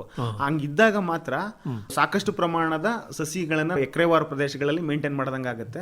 ಸಾಕಷ್ಟು ಪ್ರಮಾಣದ ಸಸಿಗಳಿದ್ದಾಗ್ಲೂ ಕೂಡ ಉತ್ತಮವಾದ ಇಳುವರಿಯನ್ನ ನಾವು ಪಡ್ಕೊಳ್ಬಹುದು. ಸಸಿಗಳು ಎಷ್ಟೇ ದೂರಕ್ಕೆ ಹಾಕಿದ್ರು ಕೂಡ ಕದ್ರೊಡೆಯೋದೇನಾದ್ರೂ ಸಮಸ್ಯೆ ಆಯ್ತು ಅಂದಾಗ ನಮ್ಗೆ ಇಳುವರಿನಲ್ಲಿ ಬಹಳ ಕುಂಠಿತ ಆಗುತ್ತೆ. ಜೊತೆಗೆ ಕಳೆಗಳು ಜಾಸ್ತಿ ಬರ್ತವೆ. ಯಾಕಂದ್ರೆ ಮುಂಚೆ 1 ತಿಂಗಳ ಕಾಲ ನಾವು ನಾಟಿ ಮಾಡಿದಂತ ಸಸಿ ಹೊಸ ಬೇರುಗಳನ್ನ ಬಿಟ್ಟು ಅದು ಎಸ್ಟಾಬ್ಲಿಷ್ ಆಗೋ ಟೈಮ್ ಇರ್ತದೆ. ಅಂತರ ದೊಡ್ಡದು ಮಾಡಿದಾಗ ನೀವು ಹೇಳಿದಾಗೆ ಕಳೆಗಳು ಕೂಡ ತುಂಬಾ ಜಾಸ್ತಿ. ಅಂದ್ರೆ ಇದು ದೀರ್ಘಾವಧಿ ತಳಿಗಳಿಗೆ 1 ಚದರ ಮೀಟರ್ಗೆ 50 ಗುಣಿಗಳು ಇರಬೇಕು. ಎಲ್ಲಾ ಇದಕ್ಕೂ ಕೂಡ 50 ಇರಬೇಕು ಕನಿಷ್ಠ. ಹಾಗಾಗಿ ಸಾಲಿನಿಂದ ಸಾಲಿಗೆ ನಾವು 8 ಇಂಚು ಅಂದ್ರೆ 20 ಸೆಂಟಿಮೀಟರ್, ಗಿಡದಿಂದ ಗಿಡಕ್ಕೆ ಒಂದೇ ಸಾಲಿನಲ್ಲಿ ಗುಣಿಯಿಂದ ಗುಣಕ್ಕೆ 4 ಇಂಚಷ್ಟು ಅಂತರವನ್ನು ಕಾಯ್ಕೊಂಡು ನಾವು ನಾಟಿಯನ್ನು ಮಾಡಬೇಕಾಗುತ್ತೆ. ಈ ಅಂತರದಲ್ಲಿ ಸಾಲಿಂದ ಸಾಲಿಗೆ 8 ಇಂಚು, ಗುಣಿಯಿಂದ ಗುಣಕ್ಕೆ 4 ಇಂಚು ಅಂತರದಲ್ಲಿ ನಾವು ನಾಟಿ ಮಾಡೋದೇ ಆದ್ರೆ 1 ಚದರ ಮೀಟರ್ನಲ್ಲಿ ನಾವು 50 ಗುಣಿಗಳನ್ನು ನಾವು ನೋಡಬಹುದು. ಈ ಪೋಷಕಾಂಶಗಳ ನಿರ್ವಹಣೆಯನ್ನು ಹೇಗೆ ಮಾಡ್ಕೋಬೇಕಾಗತ್ತೆ ಈ ಭತ್ತದ ಬೆಳೆನಲ್ಲಿ? ಭತ್ತದ ಬೆಳೆನಲ್ಲಿ ನಾವು ಏನು ಅನ್ಕೊಂಡಿರ್ತೀವಿ, ಈಗ ಒಂದು ತಳಿ ಇಷ್ಟು ಇಳುವರಿಯನ್ನು ಕೊಡುತ್ತೆ ಅಂದ್ಕೊಂಡಾಗ ಸುಮಾರು ಅಂಶಗಳನ್ನ ನಾವು ಗಮನಿಸೋದಾದ್ರೆ ಪೋಷಕಾಂಶಗಳ ನಿರ್ವಹಣೆ ತುಂಬಾ ಪ್ರಮುಖವಾದ ಪಾತ್ರವನ್ನು ವಹಿಸುತ್ತೆ. ಅದರ ಜೊತೆಗೆ ಕಳೆ ನಿರ್ವಹಣೆ ಕೂಡ ಪ್ರಮುಖವಾದ ಪಾತ್ರವನ್ನು ವಹಿಸುತ್ತೆ. ಪೋಷಕಾಂಶಗಳ ನಿರ್ವಹಣೆ ಹೇಳೋದಾದ್ರೆ ನಾವು ಒಂದು 5 ಟನ್ ಅಷ್ಟು ಕೊಟ್ಟಿಗೆ ಗೊಬ್ಬರವನ್ನು ಸೇರಿಸಬೇಕಾಗುತ್ತೆ ಮಣ್ಣಿಗೆ. ಇಲ್ಲ ಅಂತಂದ್ರೆ ಹಸಿರೆಲೆ ಗೊಬ್ಬರಗಳು ಸೇರಿಸಿದರೆ ನಾವು ಅಲ್ಲೇ ಬೆಳ್ಕೊಂಡು ದೈಂಚ ಅಥವಾ ಅಪ್ಸೆಂಡ್ ಬೈನಾರು ಬೆಳ್ಕೊಂಡು ಮಣ್ಣಿಗೆ ಸೇರಿಸಬೇಕಾಗುತ್ತೆ. ಇಲ್ಲ ಹೊರಗಡೆ ತಂದಾಕ್ತೀವಿ ಅಂತಂದ್ರೆ ಸುಮಾರು ಒಂದು 10 ಟನ್ ಅಷ್ಟು ಈ ಹಸಿರೆಲೆ ಗೊಬ್ಬರಗಳನ್ನ ಮಣ್ಣಿಗೆ ಸೇರಿಸಬೇಕಾಗತ್ತೆ. ಯಾವುದೇ ಸಾವಯವ ಗೊಬ್ಬರವಾಗಲಿ ಅಥವಾ ಹಸಿರೆಲೆ ಗೊಬ್ಬರವನ್ನಾಗಲಿ ನಾವು ನಾಟಿಗಿಂತ 15 ದಿನ ಮುಂಚೆನೆ ಮಣ್ಣಿಗೆ ಸೇರಿಸಬೇಕು. ಯಾಕೆ ಅಂತಂದ್ರೆ ಅವು ಮಣ್ಣಲ್ಲಿ ತುಂಬಾ ಚೆನ್ನಾಗಿ ಕೊಳೆತೋಗ್ಬಿಡ್ಬೇಕು. ಕೊಳೆತೋದಾಗ ಏನಾಗುತ್ತೆ, ಅವು ಕೊಳೆತು ಕಂಪ್ಲೀಟ್ ಗೊಬ್ಬರ ಕನ್ವರ್ಟ್ ಆಗುತ್ತೆ. ಮತ್ತೆ ಅದರಲ್ಲಿ ಇರ್ತಕ್ಕಂಥ ಪೋಷಕಾಂಶಗಳು ನಾವು ಗಿಡ ನಾಟಿ ಮಾಡಿದಾಗ ಗಿಡಕ್ಕೆ ಸಿಗುತ್ತೆ. ಈ ಕಾರಣಕ್ಕಾಗಿ ನಾವು ಒಂದು 10 ರಿಂದ 15 ದಿವಸಗಳು 2 ವಾರ ಮುಂಚೆ ಸಾವಯವ ಗೊಬ್ಬರಗಳನ್ನ ಮಣ್ಣಿಗೆ ಸೇರಿಸಬೇಕಾಗುತ್ತೆ. ಈ ಹಸಿರೆಲೆ ಗೊಬ್ಬರಗಳನ್ನ ನಾವು ಇಮಿಡಿಯೇಟ್ ಆಗಿ ಮಣ್ಣಿಗೆ ಸೇರಿಸ್ಬಿಟ್ಟು ಮತ್ತೆ ಇಮಿಡಿಯೇಟ್ ಆಗಿ ನಾಟಿ ಮಾಡಿದ್ರೆ ಭತ್ತದ ಬೆಳವಣಿಗೆ ಮೇಲೆ ಕುಂಠಿತ ಆಗುತ್ತೆ. ಯಾಕೆ ಅಂತಂದ್ರೆ ನಾವು ಈಗ ಟೆಕ್ನಿಕಲಿ ಮಾತಾಡೋದಾದ್ರೆ ಯಾವುದೇ ವಿಧವಾದಂಥ ಸಾವಯವ ಗೊಬ್ಬರ ಕರಗ್ತಿದೆ ಅಥವಾ ಅದು ಡಿಕಂಪೋಸ್ ಆಗ್ತಿದೆ ಅಂತಂದ್ರೆ ಅದರಲ್ಲಿ ಬಹಳಷ್ಟು ಉಷ್ಣಾಂಶ ರಿಲೀಸ್ ಆಗುತ್ತೆ. ಈ ಉಷ್ಣತೆ ಏನಾಗುತ್ತೆ, ಮಣ್ಣಿನ ಉಷ್ಣಾಂಶವನ್ನ ಜಾಸ್ತಿ ಮಾಡುತ್ತೆ. ಆ ಉಷ್ಣಾಂಶ ಸಸಿಯ ಬೇರುಗಳಿಗೆ ಎಫೆಕ್ಟ್ ಆಗುತ್ತೆ. ಬೇರಿನ ಬೆಳವಣಿಗೆ ಆಗದೆ ಸುಟ್ಟೋಗುವಂತ ಚಾನ್ಸಸ್ ಇರುತ್ತೆ. ಹಾಗಾಗಿ ಹಸಿರೆಲೆ ಗೊಬ್ಬರಗಳೇ ಆಗಲಿ ಸಾವಯವ ಗೊಬ್ಬರಗಳೇ ಆಗಲಿ 2 ವಾರ ಮುಂಚೆ ನಾವು ಮಣ್ಣಿಗೆ ಸೇರಿಸ್ಕೋಬೇಕಾಗುತ್ತೆ. 2 ರಿಂದ 3 ವಾರ ಮುಂಚಿತವಾಗಿ ಸೇರಿಸ್ಕೊಳ್ಳೋದು ಬಹಳ ಒಳ್ಳೆಯದು. ಆಮೇಲೆ ರಾಸಾಯನಿಕ ಗೊಬ್ಬರನು ಕೊಡಬೇಕಾಗತ್ತೆ. ಹೌದು, ರಾಸಾಯನಿಕ ಗೊಬ್ಬರಕ್ಕೆ ಬರೋದಾದ್ರೆ ಮಲೆನಾಡಿನಂಥ ಪ್ರದೇಶದಲ್ಲಿ 30 kg ಸಾರಜನಕ, 30 kg ರಂಜಕ, 35 kg ಪೊಟ್ಯಾಷಿಯನ್ನ ನಾವು ಮಣ್ಣಿಗೆ ಸೇರಿಸಬೇಕಾಗತ್ತೆ. ಒಂದು ವೇಳೆ ಮಲೆನಾಡಿನಲ್ಲಿ ಅತಿ ಹೆಚ್ಚಾಗಿ ಮಳೆ ಬೀಳೋದ್ರಿಂದ ನಾವು ಉಳಿ ಮಣ್ಣನ್ನು ಕಾಣ್ತಾ ಇದ್ದೀವಿ. ಈ ಉಳಿ ಅಂಶ ತುಂಬಾ ಜಾಸ್ತಿ ಇದ್ದಾಗ ಏನಾಗಬೇಕಾಗತ್ತೆ, ಎಕರೆಗೆ 200 kg ಎಷ್ಟು ಸುಣ್ಣವನ್ನು ಸೇರಿಸಿ ಮಣ್ಣಿನ ಉಳಿಯನ್ನ ಅಥವಾ ಮಣ್ಣಿನ ರಸಸಾರವನ್ನು ಅಡ್ಜಸ್ಟ್ ಮಾಡ್ಕೋಬೇಕು. ಅಂದ್ರೆ ಯಾವಾಗ ಸೇರಿಸಬೇಕಾಗುತ್ತೆ ಸುಣ್ಣನ? ಅದನ್ನು ಕೂಡ 2-3 ವಾರಗಳ ಮುಂಚೆನೆ ನಾವು ಮಣ್ಣಿಗೆ ಸೇರಿಸಿ ಗದ್ದೆನ ರೆಡಿ ಮಾಡ್ಕೊಳ್ಬೇಕಾಗತ್ತೆ. ಸೊ ಒಂದು ಸರಿ ನಾವು ಮಣ್ಣಿನ ರಸಸಾರವನ್ನ ನ್ಯೂಟ್ರಲ್ pH ಅಲ್ಲಿ ಇಟ್ಕೊಂಡಾಗ ಏನಾಗುತ್ತೆ, ಪೋಷಕಾಂಶಗಳ ಲಭ್ಯತೆ ಚೆನ್ನಾಗಾಗುತ್ತೆ. ಯಾಕೆ ಅಂತಂದ್ರೆ ನಮಗೆ ಸಾಧಾರಣ ನ್ಯೂಟ್ರಲ್ pH ಇದ್ದಾಗ ಮಣ್ಣಿನಲ್ಲಿ ಸೂಕ್ಷ್ಮಾಣು ಜೀವಿಗಳ ಚಟುವಟಿಕೆ ಚೆನ್ನಾಗುತ್ತೆ. ಅದರಿಂದ ಎಲ್ಲ ಪೋಷಕಾಂಶಗಳು ಮಣ್ಣಿಗೆ ಸೇರಿಸ್ತವೆ. ಸಾವಯವವಾಗಿರ್ಲಿ ರಾಸಾಯನಿಕ ಪೋಷಕಾಂಶಗಳಾಗ್ಲಿ ಅವೆಲ್ಲವೂ ಅಣುಗಳ ರೂಪದಲ್ಲಿ ಕನ್ವರ್ಟ್ ಮಾಡೋಕ್ಕೆ ನಮಗೆ ಸೂಕ್ಷ್ಮಾಣು ಜೀವಿಗಳು ಬೇಕಾಗಿರುತ್ತೆ. ಅವತ್ರ ಆಕ್ಟಿವಿಟಿ ಚೆನ್ನಾಗೋದ್ರಿಂದ ಪೋಷಕಾಂಶಗಳ ಲಭ್ಯತೆ ಚೆನ್ನಾಗುತ್ತೆ. ಹಾಗಾಗಿ ನಮ್ಮ ಗಿಡಗಳಿಗೆ ಒಳ್ಳೆ ಪೋಷಕಾಂಶಗಳು ಸಿಕ್ಕಿ ಅವು ಸದೃಢವಾಗಿ ಬೆಳೆದು ನಾವು ಒಳ್ಳೆ ಇಳುವರಿಯನ್ನ ಪಡ್ಕೊಳ್ಬಹುದು. ಅಂದ್ರೆ ಈಗ ಮೂಲ ಗೊಬ್ಬರ ಅಂತ ಹೇಳ್ತೀವಿ, ಎಷ್ಟು ಕೊಡ್ಬೇಕಾಗತ್ತೆ ಭತ್ತದ ಬೆಳೆಗೆ? ಭತ್ತದ ಬೆಳೆಗೆ ರಾಸಾಯನಿಕ ಗೊಬ್ಬರಗಳು ಮಾತಾಡೋದಾದ್ರೆ 30 kg ಸಾರಜನಕ, 30 kg ರಂಜಕ, 35 kg ಪೊಟ್ಯಾಷ್ ಕೊಡ್ಬೇಕಾಗತ್ತೆ. ಇದರಲ್ಲಿ ಸಾರಜನಕವನ್ನ ಮಾತ್ರ ಕಂತುಗಳಲ್ಲಿ ಕೊಡಬೇಕಾಗತ್ತೆ. 2-3 ಕಂತುಗಳಲ್ಲಿ ಕೊಡ್ಬೋದು. ಯಾಕಂದ್ರೆ ಇಲ್ಲಿ ತುಂಬಾ ಮಳೆ ಇರೋದ್ರಿಂದ. ಈ ರಂಜಕ ಮತ್ತೆ ಪೊಟ್ಯಾಷಿಯನ್ನ ನಾವು ನಾಟಿ ಮಾಡೋ ಟೈಮಲ್ಲೇ ಮಣ್ಣಿಗೆ ಸೇರಿಸ್ಬಿಡ್ಬೋದು. ಈಗ ನಮ್ಗೆ ಒಂದು 30 kg ಸಾರಜನಕ ಬೇಕು ಅಂತಂದ್ರೆ ಒಂದು ಮೂಟೆ ಯೂರಿಯಾದಲ್ಲಿ 46% ಅಷ್ಟೇ ನೈಟ್ರೋಜನ್ ಇರುತ್ತೆ. ಅಂದ್ರೆ 50 kg ಬ್ಯಾಗ್ ಅಲ್ಲಿ 23 kg ಅಷ್ಟು ನಮಗೆ ಸಾರಜನಕ ಸಿಗುತ್ತೆ. ಸೊ ನಾವು 30 kg ಸಾರಜನಕ ಕೊಡಬೇಕು ಅಂತಂದ್ರೆ ಹೆಚ್ಚು ಕಡಿಮೆ 65 kg ಅಷ್ಟು ಯೂರಿಯಾ ಬೇಕಾಗುತ್ತೆ. ಈ 65 kg ಯೂರಿಯಾನ ಮಲೆನಾಡಿನಲ್ಲಿ ತುಂಬಾ ಮಳೆ ಬೀಳೋದ್ರಿಂದ ನಾವು ಯೂರಿಯಾನ ಒಂದು 3 ರಿಂದ 4 ಕಂತುಗಳಲ್ಲಿ ಕೊಟ್ಟರೆ ತುಂಬಾ ಅನುಕೂಲ ಆಗುತ್ತೆ ಸರ್. ಹಾಗಾಗಿ ನಾವು ಸಾಧ್ಯವಾದಷ್ಟು 30 kg ರಂಜಕ, 35 kg ಪೊಟ್ಯಾಷಿಯನ್ನ ನಾಟಿ ಮಾಡುವಾಗಲೇ ಅಪ್ಲೈ ಮಾಡ್ಬಿಟ್ಟು ಅವಾಗ ನಾಟಿ ಮಾಡೋ ಟೈಮಲ್ಲಿ ಬರೀ 5 kg ಯೂರಿಯಾನ ಸೇರಿಸ್ಕೊಂಡು ಮಿಕ್ಕಿದ ಎಲ್ಲ ರಂಜಕ ಪೊಟ್ಯಾಷಿಯಗಳನ್ನ ಸೇರಿಸ್ಕೊಂಡು ಕೊಟ್ಬಿಟ್ಟು ನಾವು ನಾಟಿ ಮಾಡ್ಬೋದು. ನಾಟಿ ಮಾಡಿದ 25-30 ದಿನಗಳಲ್ಲಿ ಏನಾಗುತ್ತೆ, ಸ್ವಲ್ಪ ಗಿಡ ಚೆನ್ನಾಗಿ ಬೇರ್ ಕೊಟ್ಕೊಂಡು ಬೆಳೆಯಕ್ಕೆ ಸ್ಟಾರ್ಟ್ ಆಗುತ್ತೆ. ಒಂದು 3/4 ಅಡಿ ಎತ್ತರಕ್ಕೆ ರೀಚ್ ಆಗುತ್ತೆ. ಆ ಟೈಮಲ್ಲಿ ಸ್ವಲ್ಪ ಹೆಚ್ಚು ಯೂರಿಯಾನ ಕೊಡಬೇಕು, ಒಂದು 30 kg ಕೊಡಬೇಕಾಗತ್ತೆ. ಅದಾದ್ಮೇಲೆ ಒಂದು 10-15 ದಿವಸ ಬಿಟ್ಟಾಗ ಅದು ತೆಂಡೆ ಹೊಡೆಯಕ್ಕೆ ಸ್ಟಾರ್ಟ್ ಆಗುತ್ತೆ. ಟಿಲ್ಲರ್ಸ್ ಅಂತ ಹೇಳ್ತೀವಲ್ಲ, ಆ ತೆಂಡೆ ಹೊಡೆಯಕ್ಕೆ ಸ್ಟಾರ್ಟ್ ಮಾಡಿದಾಗ ಇನ್ನು ಉಳಿದಿರ್ತಕ್ಕಂಥ ಯೂರಿಯಾದಲ್ಲಿ ಒಂದು 15 kg ಕೊಟ್ಟರೆ ಅನುಕೂಲ ಆಗುತ್ತೆ. ತೆಂಡೆಗಳು ಸದೃಢವಾಗಿ ಬಂದು ಚೆನ್ನಾಗಿ ಬರ್ತದೆ. ಅದಾದ್ಮೇಲೆ ಇನ್ನು ಉಳಿದಂಥ 15 kg-ನ 65 kg-ನ ಇನ್ನು ಉಳಿದಂಥ 15 kg-ನ ಹೂ ಬಿಡೋಕೆ ಮುಂಚೆನೇ ಕೊಡಬೇಕಾಗತ್ತೆ. ಈಗ ನನ್ನ ಹತ್ರ 1 ಎಕರೆ ಗದ್ದೆ ಇದೆ, ಯಾವುದೋ ಒಂದು ಕಾರ್ನರಲ್ಲಿ ಒಂದು ಗಿಡ ಹೂ ಬಂತು ಅಂದಾಗ ಅದಕ್ಕಿಂತ ಆ ಡೇ ಕೊಟ್ರೆ ಅಥವಾ ನಮಗೆ ಗೊತ್ತಾಗುತ್ತೆ ಈ ಇಂತಿಂಥ ತಳಿಗಳು ಇಷ್ಟಿಷ್ಟು ಬರುತ್ತೆ ಅಂತ. ಜನರಲಿ 45 ರಿಂದ 50 ದಿನಕ್ಕೆ ಇದು ನಮಗೆ ಹೂವು ಬರೋಕ್ಕೆ ಸ್ಟಾರ್ಟ್ ಆಗುತ್ತೆ. ಆ 45ನೇ ದಿನ ಬಂದಾಗ ಒಂದು 15 kg ಯೂರಿಯಾ ಗೊಬ್ಬರವನ್ನ ಕೂಡ ಹಾಕ್ಬೋದು. ಇದು ಒಂದ್ ಭಾಗ. ಇನ್ನು ಈ ಪೊಟ್ಯಾಷಿಯನ್ ಕೂಡ ನಾವು 2 ಸ್ಪ್ಲಿಟ್ ಅಲ್ಲಿ ಕೊಡ್ಬೋದು. ರಂಜಕವನ್ನು ಒಂದೇ ಸರಿ ಕೊಟ್ಬಿಟ್ರೆ ನಡೆಯುತ್ತೆ. ಪೊಟ್ಯಾಷಿಯನ್ ಕೊಡ್ಬೇಕಾದ್ರೆ ಒಂದು 35 kg ಏನ್ ರೆಕಮೆಂಡೇಶನ್ ಇದೆ ಅದ್ರಲ್ಲಿ ಅರ್ಧ ಭಾಗವನ್ನ ನಾಟಿ ಮಾಡೋ ಸಮಯದಲ್ಲಿ, ಇನ್ನು ಅರ್ಧ ಭಾಗವನ್ನ ಲಾಸ್ಟ್ ಕಂತು ಸಾರಜನಕ ಯೂರಿಯಾ ಕೊಡುವಾಗ ಒಡೆಯ ಅಂತದಲ್ಲಿ ಕೊಡಬಹುದು. ಈಗ ನಾನು ರಾಸಾಯನಿಕ ಗೊಬ್ಬರಗಳನ್ನ ಯಾವ ರೀತಿ ಕೊಡಬಹುದು ಅದಂತ ರೈತರಿಗೆ ತುಂಬಾ ಸರಳವಾಗಿ ತಿಳಿಸೋದಾದ್ರೆ, ಈಗೇನು ನಾವು ಮಲೆನಾಡಿನಲ್ಲಿ ಭತ್ತಕ್ಕೆ ಶಿಫಾರಸ್ತು ಮಾಡಿದೀವ ರಾಸಾಯನಿಕ ಗೊಬ್ಬರಗಳನ್ನ ಈ ರೀತಿ ಕಾಂಬಿನೇಷನ್ ಕೊಡೋದಾದ್ರೆ, ಯೂರಿಯಾ ನಮಗೆ 1 ಚೀಲ 15 kg ಬೇಕಾಗುತ್ತೆ, ರಾಕ್ ಫಾಸ್ಫೇಟ್ 2 ಚೀಲ ಬೇಕಾಗುತ್ತೆ, ಪೊಟ್ಯಾಶು 1 ಚೀಲ ಬೇಕಾಗುತ್ತೆ. ಯೂರಿಯಾ, ರಾಕ್ ಫಾಸ್ಫೇಟ್, ಪೊಟ್ಯಾಶ್ ಸಿಕ್ಕಿಲ್ಲ, ನಾವು DAP ಕಾಂಬಿನೇಷನ್ ಕೊಡ್ತೀವಿ ಅನ್ನೋದಾದ್ರೆ DAP 1 ಚೀಲ 15 kg ಬೇಕಾಗುತ್ತೆ, ಅದ್ರ ಜೊತೆಗೆ 40 kg ಯೂರಿಯಾ ಬೇಕಾಗುತ್ತೆ, ಮತ್ತೆ ಪೊಟ್ಯಾಶ್ ಅಂತೂ 1 ಚೀಲ ಬೇಕಾಗುತ್ತೆ. DAP ಕಾಂಬಿನೇಷನ್ ಕೊಡ್ತಾ ಇದೀವಿ ಅನ್ನೋದಾದ್ರೆ DAP ಮತ್ತೆ 50 kg ಪೊಟ್ಯಾಶ್ ಮತ್ತೆ 1 ಬ್ಯಾಗ್ DAP ನ ಬೇಸಲ್ ಡೋಸ್ ಕೊಟ್ಬಿಡ್ಬೋದು, ನಾಟಿ ಮಾಡೋ ದಿನನೇ ಕೊಟ್ಬಿಟ್ಟು. ಇನ್ನು 40 kg ಉಳಿದಂತ ಯೂರಿಯಾನ ನಾಟಿ ಮಾಡಿದ 25 ದಿವಸಕ್ಕೆ 20 kg, 35ನೇ ದಿವಸಕ್ಕೆ 10 kg, 45ನೇ ದಿವಸಕ್ಕೆ 10 kg ಕೊಟ್ರೆ ಒಳ್ಳೆ ಸಾರಜನಕ ನಿರ್ವಹಣೆ ಮಾಡ್ಬೋದು. ಅದರ ಜೊತೆಗೆ ಭತ್ತದ ಉತ್ಕೃಷ್ಟ ಇಳುವರಿಗೆ ನಾವು ಜಿಂಕ್ ಕೂಡ ಅತ್ಯಂತ ಮುಖ್ಯವಾದಂತ ಒಂದು ಪೋಷಕಾಂಶ. ಇದನ್ನ ನಾವು ಪ್ರತಿ ವರ್ಷ ಏನು ಅಪ್ಲೈ ಮಾಡಬೇಕು ಅಂತ ಏನಿಲ್ಲ, 3 ಬೆಳೆಗೆ ಒಂದ್ಸರಿ ಪ್ರತಿ ಎಕರೆಗೆ 8 kg ಅಷ್ಟು ಜಿಂಕ್ ಸಲ್ಫೇಟ್ ಅನ್ನು ಕೊಡೋದಾದ್ರೆ ನಾವು ಉತ್ತಮವಾದ ಇಳುವರಿನ ಪಡ್ಕೊಳ್ಬಹುದು. ಇದ್ರ ಜೊತೆಗೆ ಅಜೋಸ್ಪೈರಿಲಮ್ ಅಂತ ಜೈವಿಕ ಗೊಬ್ಬರವನ್ನು ಕೂಡ ಕೊಡಬಹುದು. ಇದು ಕೂಡ ಸಾರಜನಕವನ್ನು ಸ್ಥಿರೀಕರಣ ಮಾಡುತ್ತೆ ಭತ್ತದ ಗಿಡದ ಜೊತೆ ಸೇರ್ಕೊಂಡು. ಹಾಗಾಗಿ ಇದನ್ನು ಕೂಡ ನಾವು ಭತ್ತದ ಬೆಳೆಯಲ್ಲಿ ಉಪಯೋಗಿಸಬಹುದು. ಇದನ್ನ 3 ತರದಾಗ ಬಳಸಬಹುದು ಸರ್. ಹೇಗೆ ಅಂತೀರಿ? ಹೇಗೆ ಅಂದ್ರೆ, ಒಂದು ಬೀಜಕ್ಕೆ ಉಪಚಾರ ಮಾಡ್ತಕ್ಕಂಥದ್ದು.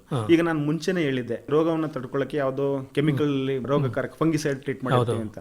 ನೀರಿಂದ ನೆನೆಸಿ ತೆಗೆದಂತ ಭತ್ತವನ್ನ ನಾವು ಫಂಗಿಸೈಡ್ ಟ್ರೀಟ್ ಮಾಡಿರ್ತೀವಿ. ಬಟ್ ಈ ಜೈವಿಕ ಗೊಬ್ಬರವನ್ನ ಅದಾದ 48 ಗಂಟೆ ಆದ್ಮೇಲೆ ಇಮಿಡಿಯೇಟ್ ಆಗಿ ಇದನ್ನ ಟ್ರೀಟ್ ಮಾಡಿ ಸೋಯಿಂಗ್ ಮಾಡ್ಬಿಡ್ಬೇಕು. ಅಂದ್ರೆ ಭತ್ತಕ್ಕೆ ಮಡಿಗಳಲ್ಲಿ ಬಿತ್ತನೆ ಮಾಡ್ಬಿಡ್ಬೇಕು. ಇದನ್ನ ಯಾವ ಡೋಸಲ್ಲಿ ಯೂಸ್ ಮಾಡ್ಬೇಕು ಅಂತಂದ್ರೆ, 1 ಎಕರೆಗೆ 25ರಿಂದ 35 kg ಭತ್ತವನ್ನು ಯೂಸ್ ಮಾಡ್ತೀವಲ್ಲ, ಅದಕ್ಕೆ 400 ಗ್ರಾಮ್ ಅಷ್ಟು ಯೂಸ್ ಮಾಡ್ಬೇಕಾಗತ್ತೆ. ಒಂದ್ ವೇಳೆ ನನಗೆ ಆ ಟೈಮಲ್ಲಿ ಜೈವಿಕ ಗೊಬ್ಬರ ಸಿಕ್ಕಿಲ್ಲ, ಸಸಿ ಮಡಿಗಳಿಗೆ ಉಪಚರಿಸ್ತೀನಿ ಅನ್ನೋದಾದ್ರೆ, ಒಂದು 25 ಲೀಟರ್ 30 ಲೀಟರ್ ನೀರ್ಗೆ ಒಂದು 5-6 kg ಸಗಣಿ ಹಾಕ್ಬಿಟ್ಟು ಗಬಡ ಮಾಡ್ಕೋಬೇಕು. ಅದಕ್ಕೆ ಡಬಲ್ ಡೋಸ್ 800 ಗ್ರಾಮ್ ಅಷ್ಟು ಅಜೋಸ್ಪೈರಿಲಮ್ ಹಾಕೊಂಡು ಅದು ಚೆನ್ನಾಗಿ ಮಿಕ್ಸ್ ಮಾಡ್ಕೊಂಡು, ನಾವು ನಾಟಿ ಮಾಡ್ಬೇಕಾದ್ರೆ ಸಸಿನೆಲ್ಲ ಕಿತ್ತು ಬಂಡಲ್ ಮಾಡಿರ್ತೀವಿ, ಕಂತೆ ಕಟ್ಟಿರ್ತೀವಿ. ಆ ಕಂತೆನ ಬೇರುಗಳನ್ನ ಒಂದು ಅರ್ಧ ಗಂಟೆ ಅದ್ರ ನೆನೆಸಿಟ್ಟು ಆಮೇಲೆ ನಾಟಿ ಮಾಡ್ತಕ್ಕಂಥದ್ದು. ನಮ್ಗೆ ಇದು ಸಾಧ್ಯವಾಗ್ಲಿಲ್ಲ ಅಂತಂದ್ರೆ 1 kg ಅಜೋಸ್ಪೈರಿಲಮ್ನ ಒಂದು 100 kg ಚೆನ್ನಾಗಿ ಮಾಗಿರ್ತಕ್ಕಂಥ ಕೊಟ್ಟಿಗೆ ಗೊಬ್ಬರ ಅಥವಾ ಕಾಂಪೋಸ್ಟ್ ಅಲ್ಲಿ ಮಿಕ್ಸ್ ಮಾಡಿ, ಕೊನೆ ಕೆಸರು ಗದ್ದೆ ಮಾಡಕ್ಕೆ ಪಡ್ಲರ್ ಯೂಸ್ ಮಾಡ್ತೀವಲ್ಲ, ಆ ಟೈಮಲ್ಲಿ ಮಣ್ಣಿಗೆ ಎರಚಿ ಅದನ್ನ ಮಣ್ಣಿಗೆ ಸೇರಿಸಿ ಕೂಡ ನಾವು ಉಪಚರಣ ಮಾಡಬಹುದು. ಇದು ಜೈವಿಕ ಗೊಬ್ಬರ, ಅಜೋಸ್ಪೈರಿಲಮ್ ಬಳಕೆ. ಇನ್ನ ಈ ಭತ್ತದಲ್ಲಿ ಒಳ್ಳೆ ಇಳುವರಿ ಪಡಿಬೇಕು ಅಂದ್ರೆ ನೀರಿನ ನಿರ್ವಹಣೆ ಬಹಳ ಮುಖ್ಯ. ಇದನ್ನ ಹೇಗೆ ಮಾಡ್ಕೋಬೇಕಾಗತ್ತೆ ಅಂತೀರಿ? ಸಾಮಾನ್ಯವಾಗಿ ಮಲೆನಾಡಲ್ಲಿ ನೀರಿನ ನಿರ್ವಹಣೆ ಅನ್ನೋದಕ್ಕಿಂತ ಹೆಚ್ಚು ಮಳೆ ಬಿದ್ದಂತ ಸಂದರ್ಭದಲ್ಲಿ ಅತಿ ಹೆಚ್ಚಾಗಿ ನೀರನ್ನ ನಿಲ್ಲಿಸಬಾರ್ದು.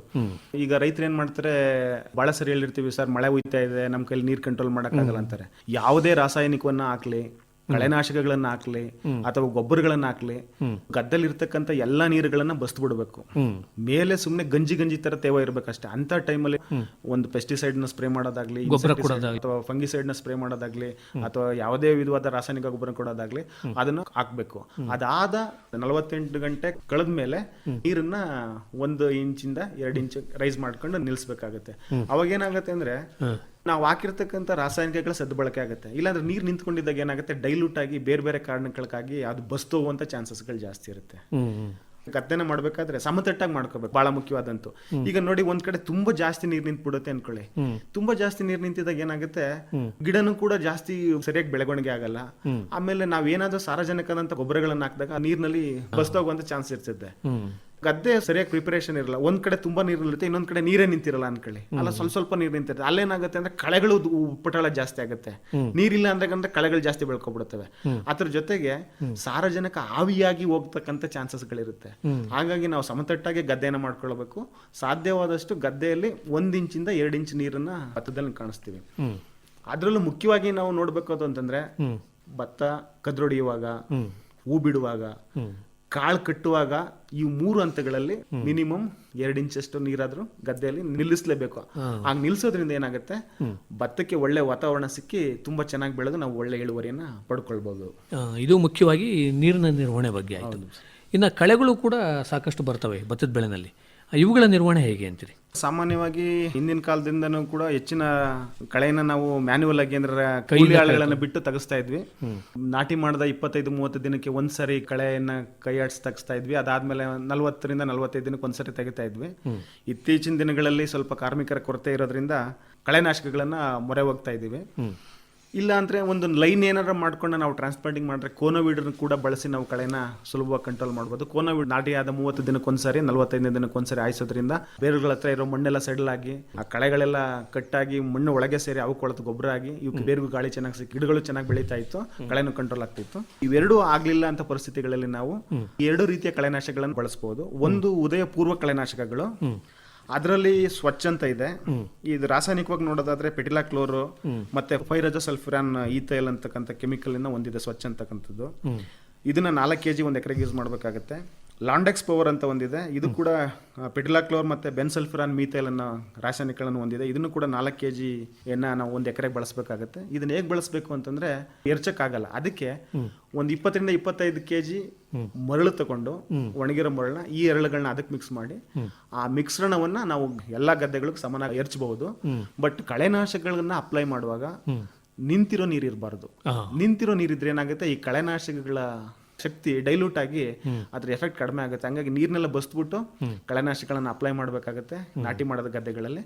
ಆನಂತರ ಒಂದು 48 ಗಂಟೆಗಳ ಕಾಲ ಬಿಟ್ಟು ನೀರನ್ನು ನಾವು ಕಟ್ಟಬೇಕಾಗತ್ತೆ. ಇದು ಮುಖ್ಯವಾದ ಅಂಶ. ಇದು ಮುಖ್ಯವಾದ ಅಂಶ. ಇನ್ನು 2ನೇ ರೀತಿ ಕಳೆನಾಶಕಗಳನ್ನು ನೋಡಿದ್ರೆ ಉದಯೋತ್ತರ ಕಳೆನಾಶಕಗಳು ಅಂದ್ರೆ ಪೋಸ್ಟ್ ಎಮರ್ಜೆಂಟ್ ಹೆರ್ಬಿಸೈಡ್ಸ್. ಇದರಲ್ಲಿ ಏನಪ್ಪಾ ಅಂತಂದ್ರೆ ನಾವು ಕಳೆ ಹುಟ್ಟಾದ್ಮೇಲೆ ಬಳಸುವಂತದ್ದು. ಅದರಲ್ಲಿ ಒಂದು ನಾಮಿನಿ ಗೋಲ್ಡ್, ಇದು ಒಂದ್ ಸ್ವಲ್ಪ ಪೋಸ್ಟ್ ಎಮರ್ಜೆಂಟ್ ಅನ್ನೋದಕ್ಕಿಂತ ಅರ್ಲಿ ಪೋಸ್ಟ್ ಎಮರ್ಜೆಂಟ್ ಹೆರ್ಬಿಸೈಡ್ ಅಂತ ನಾವು ಕರಿತೀವಿ. ಯಾಕಂದ್ರೆ ಈ ಕಳೆಗಳು 2 ಎಲೆ 3 ಎಲೆ ಇರ್ತದಲ್ಲ ಸರ್, ಆ ಸ್ಟೇಜ್ ಅಲ್ಲೇ ಕೂಡ ಇದನ್ನ ಬಳಸಬೇಕು. ಇದನ್ನ 100 ml ಅಥವಾ 120ರಿಂದ 150 ಲೀಟರ್ನಲ್ಲಿ ಹಾಕೊಂಡು ನಾವು ಅದನ್ನ ಸಿಂಪಡಣೆ ಮಾಡಿದ್ರೆ ಕಳೆಗಳು 2 ಎಲೆಯಿಂದ 3 ಎಲೆ ಅಂದ್ರೆ ನಾವು ನಾಟಿ ಮಾಡದ 25ನೇ ದಿನಕ್ಕೆ ಈ ಸ್ಟೇಜ್ ನಾವು ಕಾಣ್ತೀವಿ. ಆ ದಿನದಲ್ಲಿ ನಾವು ಬಳಸಿದ್ರೆ ಬಹಳ ಉತ್ಕೃಷ್ಟವಾದ ಕಳೆ ನಿಯಂತ್ರಣವನ್ನ ನಾವು ಕಾಣಬಹುದು. ಅದ್ರ ಜೊತೆಗೆ ಪಿಮಿಕ್ಸ್ ಅಂತ ಒಂದಿದೆ, ಅದು 8 ಗ್ರಾಮ್ ಒಂದು ಎಕರೆಗೆ ನಾವು ಬಳಸಬಹುದು. ಕಳೆ ಕಣ್ಣನ್ನು ಕಂಟ್ರೋಲ್ ಆಗುತ್ತೆ. ಆದ್ರೆ ಎಲ್ಲಿ ಹೆಚ್ಚು ಈ ಬಿಳಿ ಕಸ ಆ ತರ ಇತರ ಅಗಲವಾದ ಎಲೆಗಳ ಕಸ ಎಲ್ಲಿ ಜಾಸ್ತಿ ಇರ್ತದೆ ಕಳೆಗಳು, ಅವಾಗ ಏನ್ ಮಾಡಿದ್ರೆ ಪಿಮಿಕ್ಸ್ ಜೊತೆಗೆ ಒಂದು 50 ml ನಾಮಿನಿಗಳನ್ನ ಕೂಡ ಸೇರಿಸ್ಕೊಂಡು ಮಿಶ್ರಣವನ್ನ ಸಿಂಪಡಣೆ ಮಾಡೋದಾದ್ರೆ ನಾವು ಬಹಳ ಎಫೆಕ್ಟಿವ್ ಆಗಿ ಸಮಗ್ರವಾಗಿ ಕಳೆಯನ್ನ ನಿರ್ವಹಣೆ ಮಾಡಬಹುದು. ಅದ್ರ ಜೊತೆಗೆ ಇತ್ತೀಚೆಗೆ ಒಂದು ವಿವಯ ಅಂತ ಒಂದು ಕೆಮಿಕಲ್ ಬಂದಿದೆ, ಅದು 1 ಲೀಟರ್ ಒಂದು ಎಕರೆಗೆ ಹಾಕ್ಬೇಕಾಗತ್ತೆ. ಇದು ಕಳೆ ಯಾವುದೇ ಸ್ಟೇಜ್ ಅಲ್ಲಿ ಇದ್ರೂ ಕೂಡ ಬಳಸಬಹುದು.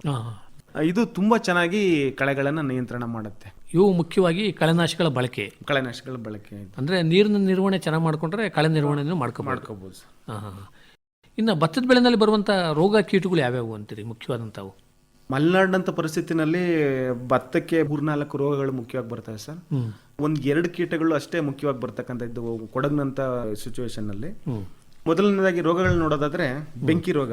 ಹೌದೌದು. ಇದಕ್ಕೆ ತುಂತುರು ಮಳೆ, ಆಗಾಗ ಹೋಗಿ ಬಂದಂತ ಬಿಸಿಲು, ವಾತಾವರಣದಲ್ಲಿ ಹೆಚ್ಚು ತೇವಾಂಶ, ಹ್ಯೂಮಿಡಿಟಿ ಜಾಸ್ತಿ ಇದ್ದದ್ದು ಹೇಳು ಮಾಡಿಸ್ದಂಗಿರುತ್ತೆ. ಮೊದಲಿಗೆ ಏನಾಗುತ್ತೆ, ಎಲೆಗಳಲ್ಲಿ ವಜ್ರಾಕೃತಿಯ ಚುಕ್ಕೆಗಳನ್ನ ಕಾಣ್ತೀವಿ. ಈ ಚುಕ್ಕೆಗಳು ಹೆಂಗಿರ್ತದೆ ಅಂತಂದ್ರೆ ವಜ್ರಾಕೃತಿಯ ಮಧ್ಯಭಾಗದಲ್ಲಿ ಬೂದಿ ಕಲರ್ ಇರುತ್ತೆ, ಹೊರಗಡೆ ಕಪ್ಪು ಬಣ್ಣ ಇರ್ತದೆ, ಮತ್ತೆ ಆ ಚುಕ್ಕೆಗಳು ವಜ್ರಾಕೃತಿಯಲ್ಲಿ ಇರ್ತವೆ. ಇದು ಬೆಂಕಿ ರೋಗದ ಲಕ್ಷಣಗಳು. ಈ ರೋಗ ಬಂದಾಗ ಕಾರ್ಬನ್ ಡೈಜಿಮ್ ನ 1 ಲೀಟರ್ ನೀರಿನಲ್ಲಿ 1 ಗ್ರಾಮ್ ಹಾಕಿ ಸ್ಪ್ರೇ ಮಾಡೋದ್ರಿಂದ ಈ ರೋಗವನ್ನ ಕಂಟ್ರೋಲ್ ಮಾಡಬಹುದು. ಅದ್ರ ಜೊತೆಗೆ ಬೇರೆ ಕೆಮಿಕಲ್ ಅಂತಂದ್ರೆ ನೇಟಿವ್ ಅಂತ ಇನ್ನೊಂದು ಕೆಮಿಕಲ್ ಇದೆ, ಅದನ್ನ 0.5 ಗ್ರಾಮ್ 1 ಲೀಟರ್ ನೀರಲ್ಲಿ ಹಾಕಿ ಮಿಶ್ರಣ ಮಾಡಿ ಹಾಕೋದ್ರಿಂದ ಈ ರೋಗವನ್ನ ಸಮರ್ಪಕವಾಗಿ ಕಂಟ್ರೋಲ್ ಮಾಡಬಹುದು. ಇನ್ನು 2ನೇದು ರೋಗ ಅಂತಂದ್ರೆ ಎಲೆ ಚುಕ್ಕೆ ರೋಗ. ಇದು ಚುಕ್ಕೆಗಳಿರ್ತದೆ, ಸುತ್ತಲೂ ಹಳದಿ ಬಣ್ಣ ಇರ್ತದೆ, ಮಧ್ಯದಲ್ಲಿ ಕಪ್ಪಿರುತ್ತೆ. ಬೆಂಕಿ ರೋಗಕ್ಕೆ ಇದಕ್ಕೆ ಉಲ್ಟಾ, ಅದು ಸುತ್ತ ಕಪ್ಪಿರ್ತದೆ, ಇಲ್ಲಿ ಮಧ್ಯದಲ್ಲಿ ಕಪ್ಪಿರ್ತದೆ, ಇಲ್ಲಿ ಸುತ್ತ ಹಳದಿ ಬಣ್ಣ ಇರುತ್ತೆ. ಈ ರೋಗವನ್ನ ನಾವು ಎಕ್ಸೋಕೊನೋಜಲ್ ಅಂತ ಕೆಮಿಕಲ್ ನ ಬಳಸೋದ್ರಿಂದ ಇದನ್ನ ಕಂಟ್ರೋಲ್ ಮಾಡಬಹುದು. ಅದನ್ನು ಕೂಡ ನಾವು 1 ml 1 ಲೀಟರ್ ನೀರಿನಲ್ಲಿ ಮಿಶ್ರಣ ಮಾಡ್ಕೊಂಡು ಸ್ಪ್ರೇ ಮಾಡಿ ಎಲೆ ಚುಕ್ಕೆ ರೋಗನ ನಿಯಂತ್ರಣ ಮಾಡಬಹುದು. ಇನ್ನು 3ನೇ ರೋಗ ಅಂದ್ರೆ ಎಲೆ ಒಣಗೋ ರೋಗ. ಇದು ಅಂದ್ರೆ ಎಲೆ ತುದಿಯಿಂದ ಒಣಗಿ ಇಡೀ ಎಲೆ ಎಲ್ಲ ಪೂರ್ತಿ ಒಣಗೋಗುತ್ತೆ. ಸೊ ಇದಕ್ಕೂ ಕೂಡ ಎಕ್ಸೋಕೊನೋಜೋಲ್ನ 1 ml 1 ಲೀಟರ್ ನೀರಿನಲ್ಲಿ ಮಿಶ್ರಣ ಮಾಡಿ ಸಿಂಪಡಣೆ ಮಾಡಿ ನಾವು ಕಂಟ್ರೋಲ್ ಮಾಡಬಹುದು. ಅದ್ರ ಜೊತೆಗೆ ಇಲ್ಲಿ ಮಲೆನಾಡಿನಲ್ಲಿ ಬರ್ತಕ್ಕಂಥ ರೋಗಗಳು ಅಂತಂದ್ರೆ ಅಲ್ಲಿ ಇಲ್ಲಿ ಇನ್ಸಿಡೆಂಟ್ ಆಗುವಂತದ್ದು ಊದು ಭತ್ತ ಮತ್ತೆ ಕಪ್ಪು ಕಾಡಿಗೆ ರೋಗ ಅಂತ, ತೆನೆ ಕಾಡಿಗೆ ರೋಗ ಅಂತಾನೆ ಕರೀತಾರೆ. ಈ ಊದು ಭತ್ತ ಒಂದ್ಸರ್ ಬಂತು ಅಂತಂದ್ರೆ ಮತ್ತೆ ಅದನ್ನ ರಿಕವರಿ ಮಾಡಕ್ಕಾಗಲ್ಲ, ಚಾನ್ಸಸ್ ತುಂಬಾ ಕಡಿಮೆ. ಆಮೇಲೆ ಗಿಡ ಕಾಡಿಗೆ ಬಂತು ಅಂದ್ರೆ ಅಸ್ಮಟ್ಟು ಅದೆಲ್ಲ ಏನಾಗುತ್ತೆ, ಗ್ರೈನ್ಸ್ ಎಲ್ಲ ಚಾರ್ಕೋಲ್ ಆಗಿ ಕನ್ವರ್ಟ್ ಆಗ್ಬಿಡುತ್ತೆ. ಸೊ ಇದನ್ನ ನಾವು ಸಮರ್ಪಕವಾಗಿ ಕಂಟ್ರೋಲ್ ಮಾಡ್ಬೇಕು ಅಂತಂದ್ರೆ ಇದಕ್ಕೆ ಬೀಜೋಪಚಾರನೇ ಮುಖ್ಯವಾದ ಮುಖ್ಯವಾದ ಪದ್ಧತಿ. ಯಾವ ಬಿತ್ತನೆ ಬೀಜಕ್ಕೆ ನಾವು ಬೀಜೋಪಚಾರ ಮಾಡ್ತು ಅಂತಂದ್ರೆ ಇವೆರಡು ರೋಗಗಳನ್ನ ನಾವು ಅಲ್ಲೇ ಕಂಟ್ರೋಲ್ ಮಾಡ್ಬೋದು. ಯಾಕೆಂತಂದ್ರೆ ಇವೆರಡು ಕೂಡ ಬೀಜದಿಂದ ಹರಡತಕ್ಕಂಥ ರೋಗಗಳು. ಸೊ ಈ ರೋಗ ಬಂದಾದ್ಮೇಲೆ ಈ ಯಾವುದೇ ಔಷಧಿ ಹೊಡೆದ್ರು ಕಂಟ್ರೋಲ್ ಆಗ್ತದ ಚಾನ್ಸಸ್ಗಳು ಕಡಿಮೆ. ಒಂದು ವೇಳೆ ಇಂಟೆನ್ಸಿಟಿ ಅಂದ್ರೆ ಅದರದ ತೀವ್ರತೆ ಜಾಸ್ತಿ ಇದ್ದಾಗ ನಾವು COC ಕಾಪರ್ ಆಕ್ಸಿಕ್ಲೋರೈಡ್ ನ 3 ಗ್ರಾಮ್ 1 ಲೀಟರ್ ಅಲ್ಲಿ ಹಾಕೊಂಡು ಮಿಶ್ರಣವನ್ನು ಸಿಂಪಡಣೆ ಮಾಡಿ ನಿಯಂತ್ರಣ ಮಾಡಬಹುದು. ಇವು ಮುಖ್ಯವಾದ ರೋಗಗಳ ಬಗ್ಗೆ. ರೋಗಗಳು ಅದರಲ್ಲೂ ಕೊಡಗಿನಲ್ಲಿ ಬರ್ತಕ್ಕಂಥ ರೋಗಗಳು. ಇನ್ನು ಕೀಟಗಳು ಯಾವ್ಯಾವ ಬರ್ತವೆ ಅಂತೀರಿ? ಕೊಡಗಿನಲ್ಲಿ ಸಾಮಾನ್ಯವಾಗಿ ಬ್ಲೂ ಬೀಟಲ್ ಅಂತ ಒಂದು ಕೀಟವನ್ನ ನೋಡ್ತೀವಿ. ದುಂಬಿ ಇದೇನ್ ಮಾಡುತ್ತೆ ಅಂತಂದ್ರೆ ಎಲೆನಲ್ಲಿ ಇರ್ತಕ್ಕಂಥ ಹಸಿರು ಭಾಗ, ಪತ್ರ ಹರಿಯದ ಭಾಗ ಏನಿರುತ್ತೆ ಅದನ್ನ ಕೆರ್ಕೊಂಡು ತಿನ್ನುತ್ತೆ. ಸೊ ಆಮೇಲೆ ಏನಾಗುತ್ತೆ, ಎಲೆ ನಮ್ಗೆ ನೋಡಕ್ಕೆ ಒಂಥರ ಈ ಅಸ್ಥಿಪಂಜರ ತರ ಅಥವಾ ಕಾಗದ ತರ ಕಾಣುತ್ತೆ. ಆನಂತರದಲ್ಲಿ ಏನಾಗುತ್ತೆ, ಕನ್ನಡಕದ ಆಕೃತಿ ಒಂದು ಹೋಲ್ಗಳು ಕಾಣುತ್ತವೆ, ಚುಕ್ಕೆಗಳು ಕಾಣುತ್ತವೆ. ಕನ್ನಡಕ ಯಾವ ತರ ಇರ್ತದೆ ಅದೇ ಹೋಲ್ಗಳು ಕಾಣುತ್ತೆ, ರಂಧ್ರಗಳು. ಇದು ಬ್ಲೂ ಬೀಟಲ್ ಬಂದಂತ ಜಾಗದಲ್ಲಿ ಕಾಣ್ತಕ್ಕಂಥ ಲಕ್ಷಣಗಳು. ಇದನ್ನ ನಾವು ಕಂಟ್ರೋಲ್ ಮಾಡಬೇಕು ಅಂತಂದ್ರೆ ಎಕಲಾಕ್ಸ್ ಕ್ವಿನಾಲ್ಫಾಸ್ ಅಂತ ಏನಿದೆ ಕೆಮಿಕಲ್, ಅದನ್ನ 2 ml 1 ಲೀಟರ್ ನಲ್ಲಿ ಮಿಕ್ಸ್ ಮಾಡಿ ಅದನ್ನ ಸಿಂಪಡಣೆ ಮಾಡೋದ್ರಿಂದ ಈ ಕೀಟವನ್ನ ನಿಯಂತ್ರಿಸಬಹುದು. ಸಾಮಾನ್ಯವಾಗಿ ಬರ್ತಕ್ಕಂಥ ಎರಡನೇ ಕೀಟ ಏನಂತಂದ್ರೆ ಎಲೆ ಸುರುಳಿ ಹುಳ, ಲೀಫ್ ಫೋಲ್ಡರ್ ಅಂತ ಏನೋ ಕರಿತೀವಿ. ಇದು ಹಸಿರು ಭಾಗವನ್ನ ಸ್ಕ್ರೇಪ್ ಮಾಡ್ಕೊಂಡು ತಿನ್ಕೊಂಡು ಹೋಗುತ್ತೆ. ಇದು ಕೂಡ ಫಸ್ಟ್ ಎಲೆನ ಮುದ್ರಕೊಂಡು ಕೀಟ ಅದ್ರ ಒಳಗಡೆ ಹೋಗಿ ಸೇರ್ಕೊಂಡು ಎಲೆನೆಲ್ಲ ಕೆರ್ಕೊಂಡು ತಿನ್ನುತ್ತೆ. ಸೊ ನಮ್ಗೆ ಪತ್ರ ಹರಿತು ಹಸಿರು ಭಾಗನೇ ಲಾಸ್ ಆಯ್ತು ಅಂದ ತಕ್ಷಣ ಫೋಟೋಸಿಂಥೆಸಿಸ್ ಗಳು ಯಾವ್ದು ಬರಲ್ಲ, ನಮ್ಗೆ ಇಳುವರಿ ಗಣನೀಯ ಕಡಿಮೆ ಆಗುತ್ತೆ, ಗಿಡನೇ ಸ್ಕೆಲಿಟನ್ ಆಗಿ ಒಣಗೋಗುವಂತ ಚಾನ್ಸಸ್ ಗಳು ಇರುತ್ತೆ. ಸೊ ಹಂಗಾಗಿ ಏನಾದ್ರೂ ಈ ಹುಳ ಬಂದು ಕೂಡ ಇದನ್ನು ಕೂಡ ನಾವು ಕ್ವಿನಾಲ್ಫಾಸ್ ಅನ್ನ 2 ml 1 ಲೀಟರ್ ನೀರಲ್ಲಿ ಮಿಶ್ರಣ ಮಾಡಿ ತೋಟಿಯನ್ನ ಮಾಡಬಹುದು. ಅದ್ರ ಜೊತೆಗೆ ಇಂಡಾಕ್ಸ್ ಕಾರ್ಬನ್ ಅಂತ ಒಂದು ಕೆಮಿಕಲ್ ಇದೆ, ಅದನ್ನು ಕೂಡ ನಾವು 0.5 ml 1 ಲೀಟರ್ ನೀರಿನಲ್ಲಿ ಮಿಶ್ರಣ ಮಾಡಿ ಕೂಡ ಸಿಂಪಡಣೆ ಮಾಡಬಹುದು. ಎಲೆ ಸುರುಳಿ ಹುಳವನ್ನು ನಾವು ಸಮರ್ಪಕವಾಗಿ ನಿಯಂತ್ರಣ ಮಾಡಬಹುದು. ಈಗ ಡಾಕ್ಟರ್ ಬಸಲಿಂಗಯ್ಯ ಅವರೇ, ನಾವು ಸಾಂಪ್ರದಾಯಿಕವಾಗಿ ಭತ್ತದ ಕೃಷಿಯನ್ನ ಮಾಡುವಾಗ ಭತ್ತ ಕಟಾವಿಗೆ ಬಂದಿದೆ ಅಂತ ಹೇಗೆ ತಿಳ್ಕೊಬಹುದು? ಏನು ಸೂಚಕಗಳು ಅಂತೀರಿ? ಭತ್ತ ಕಟಾವಿಗೆ ಬಂದಿದೆ ಅಂತ ತಿಳ್ಕೊಳ್ಳೋದು ಬಹಳ ಸುಲಭ ಸರ್. ಏನಂತಂದ್ರೆ ಭತ್ತ ಒಣಗ್ತಾ ಬರುತ್ತೆ, ಅಂದ್ರೆ ಕಂದು ಮಿಶ್ರಿತ ಹಳದಿ ಬಣ್ಣಕ್ಕೆ ಇಡೀ ಭತ್ತದ ತೆನೆ ಮತ್ತೆ ಅದರ ಎಲೆಗಳು ಕಾಂಡ ಎಲ್ಲವೂ ಒಣಗ್ತಾ ಬಂದ್ಬಿಡ್ತದೆ. ಸೊ ಅದು ಮೊದಲನೇ ಇಂಡಿಕೇಶನ್. ಆ ಇಂಡಿಕೇಶನ್ ನೋಡ್ಕೊಂಡು ನಾವು ಭತ್ತವನ್ನ ಕಟಾವನ್ನ ಪ್ಲಾನ್ ಮಾಡ್ಕೋಬಹುದು. ಭತ್ತ ಕಟಾವು ಮಾಡಿದಾಗ ಏನಾಗುತ್ತೆ, ನಾವು ಅದ್ರ ಒಂದು 20% ಮಾಯಿಶ್ಚರ್ ಇರುವಂತ ಸ್ಟೇಜ್ ಅಲ್ಲಿ ನಾವು ಕಟಾವ್ ಹೋಗ್ತೀವಿ. ಸೊ ಇನ್ನೊಂದು ಸ್ವಲ್ಪ ಡ್ರೈ ಆಗಲಿ ಅಂತೇಳಿ, ಯಾಕೆಂದ್ರೆ ಭತ್ತವನ್ನ ನಾವು ಮ್ಯಾನ್ಯುವಲ್ ಆಗಿ ಹೊಡೆಯಲಿ ಅಥವಾ ಮಿಷಿನ್ ಇಂದಾನೆ ಒಕ್ಕಣೆ ಮಾಡಲಿ, ಭತ್ತ ಗೊನೆಯಿಂದ ಸಪರೇಟ್ ಆಗಬೇಕು, ಈಸಿಯಾಗಿ ಸಪರೇಟ್ ಆಗಬೇಕು ಅಂದ್ರೆ ಜಾಸ್ತಿ ಮಾಯಿಶ್ಚರ್ ಒಣಗಬೇಕು. ಅಂದ್ರೆ ಮಾಯಿಶ್ಚರ್ ತುಂಬಾ ಇನ್ನೂ ಕಡಿಮೆ ಆಗಬೇಕು ಅಂದ್ರೆ ಇನ್ನೂ ಸ್ವಲ್ಪ ಜಾಸ್ತಿ ಒಣಗಬೇಕು. ಅದನ್ನೇನ್ ಮಾಡ್ತೀವಿ, ಜನರಲ್ ಆಗಿ ನಾವು ಕಟ್ ಮಾಡ್ಬಿಟ್ಟು ಗದ್ದೆಯಲ್ಲೇ ಬಿಡ್ತೀವಿ. ಸೊ ಅಂತ ಸಂದರ್ಭದಲ್ಲಿ ಗದ್ದೆಯಲ್ಲಿ ನಾವು ನೀರು ಏನಾದ್ರು, ಕೆಲವು ಗದ್ದೆಗಳು ತುಂಬಾ ತಳದಲ್ಲಿ ಇರ್ತವೆ ಅಥವಾ ಜಾಸ್ತಿ ಮಾಯಿಶ್ಚರ್ ಇರುತ್ತೆ, ಅಂತ ಸಂದರ್ಭದಲ್ಲಿ 1 ವಾರ ಮುಂಚೆನೆ ಬಸಿಗಾಲುವೆಗಳನ್ನ ಮಾಡಿ ಎಕ್ಸಸ್ ನೀರೇನಾದ್ರು ಗದ್ದೆನಲ್ಲಿದ್ರೆ ಅದನ್ನ ಹೊರಗಡೆ ತೆಗೆದಾಕ್ಬಿಡ್ಬೇಕು. ಆ ಟೈಮಲ್ಲಿ ಯಾವುದೇ ಕಾರಣಕ್ಕೆ ಎಲ್ಲೆಯಿಂದನೂ ನೀರು ಬಂದ್ರೆ ಅದು ಗದ್ದೆಗೆ ಹೋಗ್ದಂಗೆ ನೋಡ್ಕೋಬೇಕು. ಇದು ಒಂದು. ಈಗ ನಮ್ಮ ಮಲೆನಾಡಲ್ಲಿ ಶರಾವತಿ ಅಂತ ಒಂದು ತಳಿಯನ್ನ ನಾವು ರೈತರು ಬೆಳಿತಾರೆ, ಜೊತೆಗೆ ತುಂಗ ಬೆಳಿತಾರೆ. ಇವೆರಡು ತಳಿನಲ್ಲಿ ಏನಪ್ಪಾ ಅಂತಂದ್ರೆ ಸ್ವಲ್ಪ ಕಾಳು ಉದುರಿಕೆ ಅಂಶ ಜಾಸ್ತಿ ಇದೆ, ಸಮಸ್ಯೆ ಇದೆ. ನಾವು ಜಾಸ್ತಿ ದಿನ ಗದ್ದೆನಲ್ಲೇ ಬಿಟ್ಬಿಡ್ತು ಅಂತಂದ್ರೆ ಗೊನೆಯಿಂದ ಭತ್ತ ಉದುರಕ್ಕೆ ಸ್ಟಾರ್ಟ್ ಆಗ್ಬಿಡುತ್ತೆ. ಸೊ ಹಾಗಾಗಿ ಯಾರಾದ್ರೂ ರೈತರು ಶರಾವತಿ ಮತ್ತೆ ತುಂಗ ಬೆಳೆಯೋರಿದ್ರೆ ಆ ಗೊನೆ ಅಂತ ತಳಭಾಗದಲ್ಲೇ 1-2 ಕಾಳು ಭತ್ತ ಹಸಿರಾಗಿದೆ ಅಥವಾ ಇನ್ನು ಭತ್ತ ತುದಿನಲ್ಲಿ 1-2 ಎಲೆ ಹಸಿರಾಗಿದೆ ಅನ್ನೋ ಟೈಮಲ್ಲೇ ನಾವು ಕಟಾವು ಮಾಡಿ ಅದನ್ನ ಅಲ್ಲೇ ಗದ್ದೆನಲ್ಲಿ ಒಣಗಿಸಿ ಅದನ್ನ ಬಂಡ್ಲು ಮಾಡ್ಕೊಂಡು ಕಂತೆ ಕಟ್ಟಿ ಒಕ್ಕಣೆ ಮಾಡ್ಕೋಬಹುದು. ಇಲ್ಲ ಕಂಬೈನ್ಡ್ ಹಾರ್ವೆಸ್ಟ್ ಯೂಸ್ ಮಾಡ್ತೀವಿ ಅಂದ್ರೆ ಕೂಡ ಆ ಸ್ಟೇಜೇ ಬೆಸ್ಟ್ ಸ್ಟೇಜ್, ಅಥವಾ ಆ ಸ್ಟೇಜಿಂದ 1-2 ದಿನ ನೋಡ್ಕೊಂಡು ಇಮಿಡಿಯೇಟ್ ಆಗಿ ಕಂಬೈನ್ಡ್ ಹಾರ್ವೆಸ್ಟ್ಗಳನ್ನ ಕಟಾವು ಮತ್ತೆ ಒಕ್ಕಣೆ ಮಾಡ್ಕೊಳ್ಳೋದು. ಇನ್ನ ಇಳುವರಿ ಎಷ್ಟು ಪಡಿಬಹುದು ಅಂತೀರಿ ಈ ಭತ್ತದ ಬೆಳೆ? ಭತ್ತವನ್ನು ನಾವು ನಮ್ಮ ಪರಿಸ್ಥಿತಿಗೆ ಅನುಗುಣವಾಗಿ ದೀರ್ಘಾವಧಿ ತಳಿ, ಮಧ್ಯಮಾವಧಿ ತಳಿ, ಅಲ್ಪಾವಧಿ ತಳಿಗಳನ್ನ ಬಳಕೆ ಮಾಡೋದ್ರ ಮೇಲೆ, ಸಮರ್ಪಕವಾಗಿ ಪೋಷಕಾಂಶಗಳ ನಿರ್ವಹಣೆ ಮಾಡೋದ್ಮೇಲೆ, ಕಳೆಗಳನ್ನ ನಿರ್ವಹಣೆ ಮಾಡೋದ್ರ ಮೇಲೆ, ನೀರನ್ನ ನಿರ್ವಹಣೆ ಮಾಡೋದ್ರ ಮೇಲೆ, ಕೀಟ ಮತ್ತೆ ರೋಗಗಳನ್ನ ನಿರ್ವಹಣೆ ಮಾಡೋದ್ರ ಮೇಲೆ ಈ ಇಳುವರಿ ನಿಂತಿರುತ್ತೆ. ಈ ಎಲ್ಲಾ ಬೇಸಾಯ ಪದ್ಧತಿಗಳನ್ನ, ಕ್ರಮಗಳನ್ನ ನಾವು ಚಾಚು ತಪ್ಪದೆ ಅನುಸರಿಸದಲ್ಲಿ ಡೆಫಿನೆಟ್ ಆಗಿ ದೀರ್ಘಾವಧಿ ತಳಿಗಳಲ್ಲಿ 20 ರಿಂದ 22 ಕ್ವಿಂಟಲ್ ಪ್ರತಿ ಎಕರೆಗೆ ಇಳುವರಿಯನ್ನು ಪಡೆದುಕೊಳ್ಬಹುದು. ಮತ್ತೆ ಮಧ್ಯಮಾವಧಿ ತಳಿಗಳಲ್ಲಿ 18 ರಿಂದ 20 ಕ್ವಿಂಟಲ್ ಇಳುವರಿಯನ್ನು ಪಡೆದುಕೊಳ್ಬಹುದು. ಅಲ್ಪಾವಧಿ ತಳಿಗಳಲ್ಲಿ 15 ರಿಂದ 16 ಕ್ವಿಂಟಲ್ ಇಳುವರಿಯನ್ನು ಪಡೆದುಕೊಳ್ಬಹುದು. ಕೊನೆಗೆ ಒಂದು ವಿಷಯ ನಾನು ಹೇಳಕ್ಕೆ ಇಷ್ಟಪಡ್ತೀನಿ ಏನಂತಂದ್ರೆ, ಈ ದೀರ್ಘಾವಧಿ, ಮಧ್ಯಮಾವಧಿ ತಳಿ, ಅಲ್ಪಾವಧಿ ತಳಿಗಳನ್ನ ಮುಂಚೆನೆ ಹೇಳಿದಾಗೆ ಜೂನ್ ದೀರ್ಘಾವಧಿ ತಳಿ, ಜುಲೈ ಮಧ್ಯಮಾವಧಿ ತಳಿ, ಆಗಸ್ಟ್ ಅಲ್ಪಾವಧಿ ತಳಿಗಳು. ಈ ಭತ್ತದಲ್ಲಿ ಒಂದು ಸಿಂಡ್ರೋಮ್ ಇದೆ ಸರ್. ಏನಪ್ಪಾ ಅಂತಂದ್ರೆ, ಅದು ಹೂ ಬಿಡ್ಬೇಕಾದ್ರೆ ಅದ್ರ ರಾತ್ರಿ ಏನಾರ ಉಷ್ಣಾಂಶ 15 ಡಿಗ್ರಿಗಿಂತ ಕೆಳಗಡೆ ಹೋಗ್ಬಾರ್ದು. ಚಳಿ. ಯಾಕಂತಂದ್ರೆ ನಾವು ಪ್ರತಿ ಭತ್ತದ ಗೊನೆ ಬರುತ್ತದಲ್ಲ ಸರ್, ಆ ಭತ್ತದ ಗೊನೆ ಬಂದಾಗ ಪ್ರತಿ ಒಂದೊಂದು ಕಾಳು ಕೂಡ ಓಪನ್ ಆಗುತ್ತೆ. ಓಪನ್ ಆಗ್ಬಿಟ್ಟು ನೀವು ಹತ್ರದಿಂದ ನೋಡ್ಬೋದು, ಗೊನೆ ಬಂದಾಗ ಯೆಲ್ಲೋ ಕಲರ್ದು ಒಂದು ಫ್ಲವರ್ ಬಂದಾಗುತ್ತೆ, ಡಸ್ಟಿಂಗ್ ಎಲ್ಲ ಆಗ್ತಿರ್ತದೆ. ಪ್ರತಿ ಕಾಳು ಕೂಡ ಓಪನ್ ಅಪ್ ಆಗ್ಬೇಕು, ಆ ಪೋಲನ್ ಗ್ರೈನ್ಸ್ ಇರ್ತಕ್ಕಂಥದ್ದು ಹೊರಗಡೆ ಬರಬೇಕು, ಮತ್ತೆ ಅದಕ್ಕೆ ಒಳಗಡೆ ಹೋಗ್ಬೇಕು. ಆದಷ್ಟೇ ಮಾತ್ರ ಕಾಳು ಕಟ್ಟೋದು. 2018 ಫ್ಲಡ್ ಆದಾಗ ಸೂರ್ಲಬ್ಬಿ ಕಡೆ ಎಲ್ಲ ಹೋಗಿ ನೋಡಿದ್ವಿ, ಯಾವ ವರ್ಷ ಅಲ್ಲೆಲ್ಲ ಫುಲ್ ಜಳ್ಳಾಗಿತ್ತು.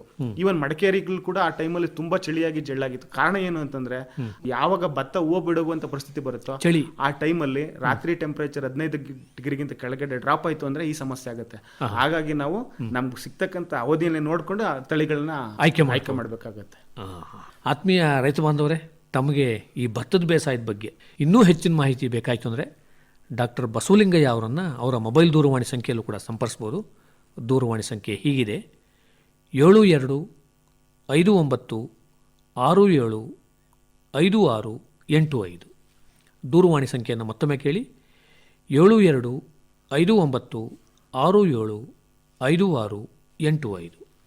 ತುಂಬ ಸಂತೋಷ ಡಾಕ್ಟರ್ ಬಸವಲಿಂಗಯ್ಯ ಅವರೇ, ತಾವಿದುವರೆಗೂ ರೈತ ಬಾಂಧವರಿಗೆ ಮತ್ತು ರೈತ ಮಹಿಳೆಯರಿಗೆ ಈ ಭತ್ತದ ಕೃಷಿ ಬಗ್ಗೆ ಸಾಕಷ್ಟು ವಿವರವಾಗಿ ಮಾಹಿತಿ ಮಾಡಿಕೊಟ್ಟಿದ್ದಾರೆ. ನಿಮಗೆ ತುಂಬ ಧನ್ಯವಾದಗಳು. ನಮಸ್ಕಾರ. ನಮಸ್ತೆ. ಇವರನ್ನು ಸಂದರ್ಶಿಸಿದವರು PM ಜಗದೀಶ್. ಪ್ರಧಾನಮಂತ್ರಿ ಕಿಸಾನ್ ಮಾನ್ಧನ್ ಯೋಜನೆ ಸಿಗುವುದು ಪೆನ್ಷನ್ನ ಆಸರೆಯು ಆಗದು ನಿರಾಸರೆ ಇನ್ನು ಸಿಗುವುದು ಸಂತಸದ ಕ್ಷಣವು ಕಳೆಯುವುದು ಸುಖದಿಂದ ವೃದ್ಧಾಪ್ಯ ರಕ್ಷಿತ ಆಗುವ ಅನ್ನದಾತ ಸುರಕ್ಷಿತ ಆಗುವ ಅನ್ನದಾತ. ಪ್ರಧಾನಮಂತ್ರಿ ಕಿಸಾನ್ ಮಾನ್ಧನ್ ಯೋಜನೆಯಿಂದ ಲಘು ಮತ್ತು ಸಣ್ಣ ಹಿಡುವಳಿದಾರ ರೈತರ ಭವಿಷ್ಯವಾಗುತ್ತೆ ಸುರಕ್ಷಿತ. 60 ವರ್ಷ ವಯಸ್ಸಾದ ನಂತರ 3,000 ರೂಪಾಯಿಗಳ ಮಾಸಿಕ ಪೆನ್ಷನ್ ಖಚಿತ. 55ರಿಂದ 200 ರೂಪಾಯಿಗಳ ಮಾಸಿಕ ಶುಲ್ಕ ನೀಡಿ 18ರಿಂದ 40 ವರ್ಷ ತನಕ ರೈತರು ಪ್ರವೇಶಿಸಬಹುದು. ಈ ಅಂಶದಾನ ಯೋಜನೆಯಲ್ಲಿ ಸರ್ಕಾರ ನೀಡುತ್ತದೆ ಸಮಪಾಲು ಕೊಡುಗೆ. ಎಲ್ಲ ರೈತ ಬಾಂಧವರು ಈ ಸೇವೆಯ ಪ್ರಯೋಜನಕ್ಕಾಗಿ ಜನಸೇವಾ ಕೇಂದ್ರಕ್ಕೆ ಹೋಗಿ ಉಚಿತವಾಗಿ ತಮ್ಮ ಹೆಸರನ್ನು ನೋಂದಾಯಿಸಿಕೊಳ್ಳಿ. ಪ್ರಧಾನಮಂತ್ರಿ ಕಿಸಾನ್ ಮಾನ್ಧನ್ ಯೋಜನೆ ಅನ್ನದಾತರ ಪರಿಶ್ರಮಕ್ಕಾಗಿ ಈಗ, ಪೆನ್ಷನ್ನಿಂದ ಅವರ ಮನೆ ಸುರಕ್ಷಿತ. ಕೃಷಿ ಮತ್ತು ರೈತ ಕಲ್ಯಾಣ ಖಾತೆ ಭಾರತ ಸರ್ಕಾರದ ವತಿಯಿಂದ ಜನಹಿತಕ್ಕಾಗಿ ಜಾರಿ. ಇದುವರೆಗೆ ಕಿಸಾನ್ ವಾಣಿ ಕೇಳಿದಿರಿ.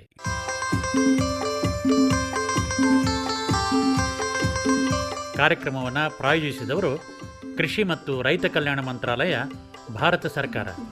ಕೋಟಿ ವಿದ್ಯೆಗಳಲ್ಲಿ ಕೃಷಿ ವಿದ್ಯೆಯೇ ಮೇಲು, ಕೋಟಿ ವಿದ್ಯೆಗಳಲ್ಲಿ ಕೃಷಿ ವಿದ್ಯೆಯೇ ಮೇಲು, ಕೋಟಿ ವಿದ್ಯೆಗಳಲ್ಲಿ ಕೃಷಿ ವಿದ್ಯೆಯೇ ಮೇಲು, ಕೋಟಿ ವಿದ್ಯೆಗಳಲ್ಲಿ ಕೃಷಿ ವಿದ್ಯೆಯೇ ಮೇಲು. ಕೃಷಿತೋ ನಾಸ್ತಿ ದುರ್ಭಿಕ್ಷ, ಕೃಷಿತೋ ನಾಸ್ತಿ ದುರ್ಭಿಕ್ಷ.